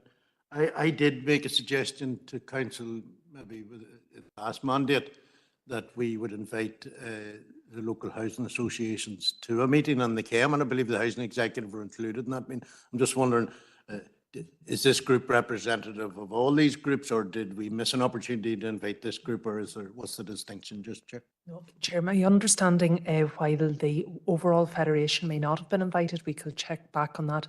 I think what's happening generally, and you'll have seen from some other correspondence as well, that given the various well, the adoption in our case of the plan strategy, but the progress that are being made around local development plans across the councils, that housing associations and other bodies are probably now more keen to engage with councils than might have been the case before. So I think that's so this is the overarching body essentially, but we, there's certainly we could widen or do a refresher if we think for other members as well, or for other associations as well. Might I suggest, as I've already commented, that if we're minded to consider this in the positive, that we take it at, say, a workshop where we can widen out audience attendance so it's not narrowed and confined just to the planning committee. So if that was the case, are we happy? Councillor Mahon, David? Chair, I'm happy enough for that if the members are in agreement. Yeah, you proposed a seconder for that? Councillor Riley, Tom, thank you very much. All agreed? Great. Look, we'll leave that with the officers to actually go back to The association, yeah, and we'll agree sort of timings and venue and everything like that. Thank you. Next piece of correspondence is from the department. I leave that one. Who's that? Paul, are you taking that lead? Or Alison? It's really just, Chair, around the call for evidence, essentially the consultation. The closing date is on the 11th of October, which obviously would predate the planning committee, but we have an opportunity, Chair, to respond. We would just be inclined, if members are content, that we would submit a response to that. We could certainly circulate in advance if there are any wider views, and then we would note the final response at the next planning committee meeting in October. That's okay. Happy with that? Bit of a proposal then to go forward. Councillor Devine Gallagher, seconded. Councillor Maguire. All agreed? Agreed. Third one is This is Nilga, Chair. correspondence from Nilga, yeah, and this was deferred back from main council. Absolutely. And I suppose it's really just specifically with regard to the planning leadership programme, which was the element it was thought that would be of benefit to come directly before the planning committee, Chair. So we can obviously take any nominations today, and we had also indicated that we would follow up as a matter arising from the policy and resources at the council meeting in October. I know that Councillor Deehan mentioned this at the council meeting, Chair, but we have had positive feedback to this. It is, I know, quite a significant time commitment, but it's certainly something that Nilga have invested heavily in as well, and I know you've previous involvement with it yourself as well, Yeah. Chair. Sorry, just for information, I've gone through the course and actually subsequent to getting accredited, I've sort of done representations in the last mandate on behalf of Nilga in that regard. I would say that for somebody coming from a low knowledge base, and I'm just saying very little knowledge with regard to plan, and I'm not looking at anybody in particular here, it's actually a good wraparound to actually give you a better view of what spatial planning is, and in particular then delving down into LDPs and plans themselves, and also other councillors from other council areas. There is a bit of interaction and networking. So is there anybody up for it, particularly the newbies? Councillor McGrath? Chair, I'm ahead of the game. I've already made him down, so. Right, that's okay. We've one volunteer.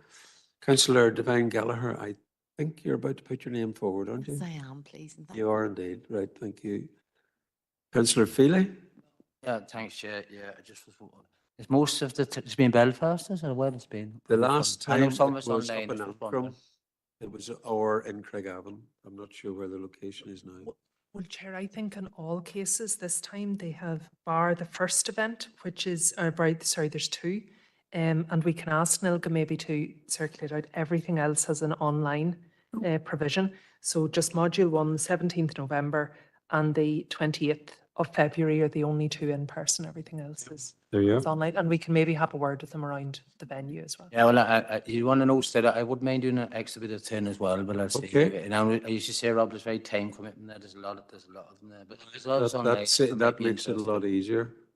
Councillor Mahon, David? Thank you, Chair. I think you inadvertently looked at me there when you were suggesting. No, you didn't. No, I'll maybe go as well, Chair, if that's okay. Right, that's okay. So if Councillor McGrath, Councillor Mahon, Councillor Feely and Councillor Devine Gallagher. I think I'll need a proposer and seconder. So proposed Councillor Robinson and seconded Councillor Riley. Councillor Rainey, are you proposing or do you want to go on this? Oh yeah, that's okay. That's all right. Sorry, that's okay. That's all right. Okay, there's another item of correspondence, I think, Alison.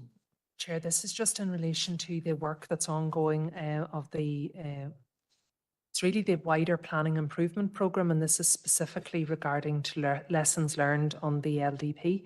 And if you're content, the department are really seeking feedback. So it would really be for Paul and his team to, I suppose, consider some suggestions and changes in relation to the development plan process and the associated regulations. We do have until the end of October for this, Chair. So again, we could draft a response and have that ready for the October meeting. It will be something obviously that we might also consider at the improvement workshops next week as well. It's really around streamlining the process. That's great. I would need a proposer and seconder for that. Proposed Councillor Devine Gallagher, seconded Councillor Mahon. Do you want to say something as well, Councillor Mahon? Yeah, I'm happy to second that, Chair.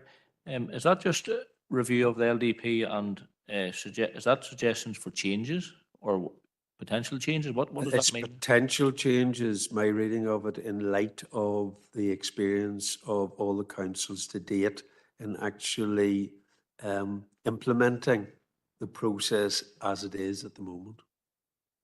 Claire, maybe I suppose one specific is, and indeed members who were involved both from 2015 will be aware of this, the original expectation was that development plans would be completed from start to finish in a very short period of time. And there are, as we know, a whole series of significant legislative statutory consultation requirements as part of it. And one of the elements of this work is saying, is that full extent needed? Or are there methods in which it could actually be reduced to allow the plans to come on stream more quickly? So it's really like it's took us at least 8 years, and that was significant work, and we were the first. Yep, thank you. We're on to no other, well, we've dealt with the other correspondence. Item 11, any other urgent relevance? Councillor Robinson, did you wish to bring something up very quickly? Thank you, Chair. It's to do with Northern Ireland Environment Agency. The response is 21 days from them, but they're dragging it on ahead into months after they're over the 21 days. Is there anything that we can do, or as a council or planning committee, or asking Paul here, is there anything can we do on this? Because it's holding up a lot of planning applications in the countryside. Leave it, Paul. All right, I'll do it. There you go. Thanks, Chair. Yeah, thanks, Councillor Robinson. Yeah, it certainly is an issue, and I think we had the head INAA down to give us a talk as well. We had invited them down, so I think it's recognised as an issue, NIA responses and the delays in them. And I think they would say that's resources, and it's not just in our own council; it's in all the councils. What we can do about it, I suppose, we're taking work forward through the regional improvement programme. We're also taking work forward locally, which we're going to discuss next week, next Wednesday in the improvement workshop, where we may have a few options there to explore to try and help NIA. I think, the head of NIA had said they're getting a lot of consultations. They haven't the resources to deal with them. I think there's some councils potentially over consulting them. I think he was kind enough to say that we weren't one of those councils. We consulted proportionately, I think was the words. But look, there's a few forums. I think we've taken it forward through the regional improvement programme, our own local initiatives here, which we'll discuss next week. And we'll see where that takes us, and hopefully that'll improve. I know Darren and his team has been very proactive in looking at the replies and whether we need to ask for further information, and you'll see 2 majors before you today where we're trying to push those on and not request further information. So I suppose we're trying to make the best of the situation we're in, but acknowledging that the expert advice from NIA, we do need to see that for some applications to ensure that we comply with the legislation and the habitats regs and all that. So it's just getting the balance right. Thanks, Chair. Thanks very much, Paul. Okay, right. I need to go in with one item to deal with in confidential, and then the committee will be finished. I need a proposer. Proposed, Councillor Feely. Second, Councillor Mahon to go into committee.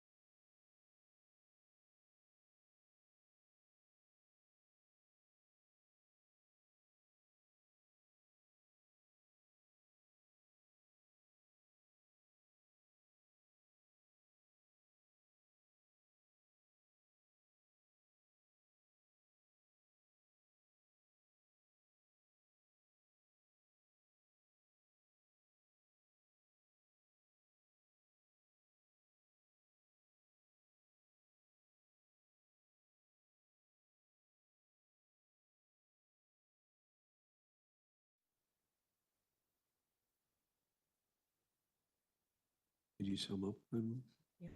Chair, while in committee, the council considered correspondence from the Department for Infrastructure regarding information from the Northern Ireland Environment Agency regarding soil sample reports and received an update report. Thank you very much indeed, Alison. Thank you very much. Yep, could I propose a seconder for that report? Proposed Councillor Mahan, second Councillor McGrath. Okay. You'll be pleased to note that is the business of the committee concluded. The committee is now finished. Thank you very much for your participation and expediency with regard to getting the business through. See you all next month, if not before. Thank you. Thank you, Chair.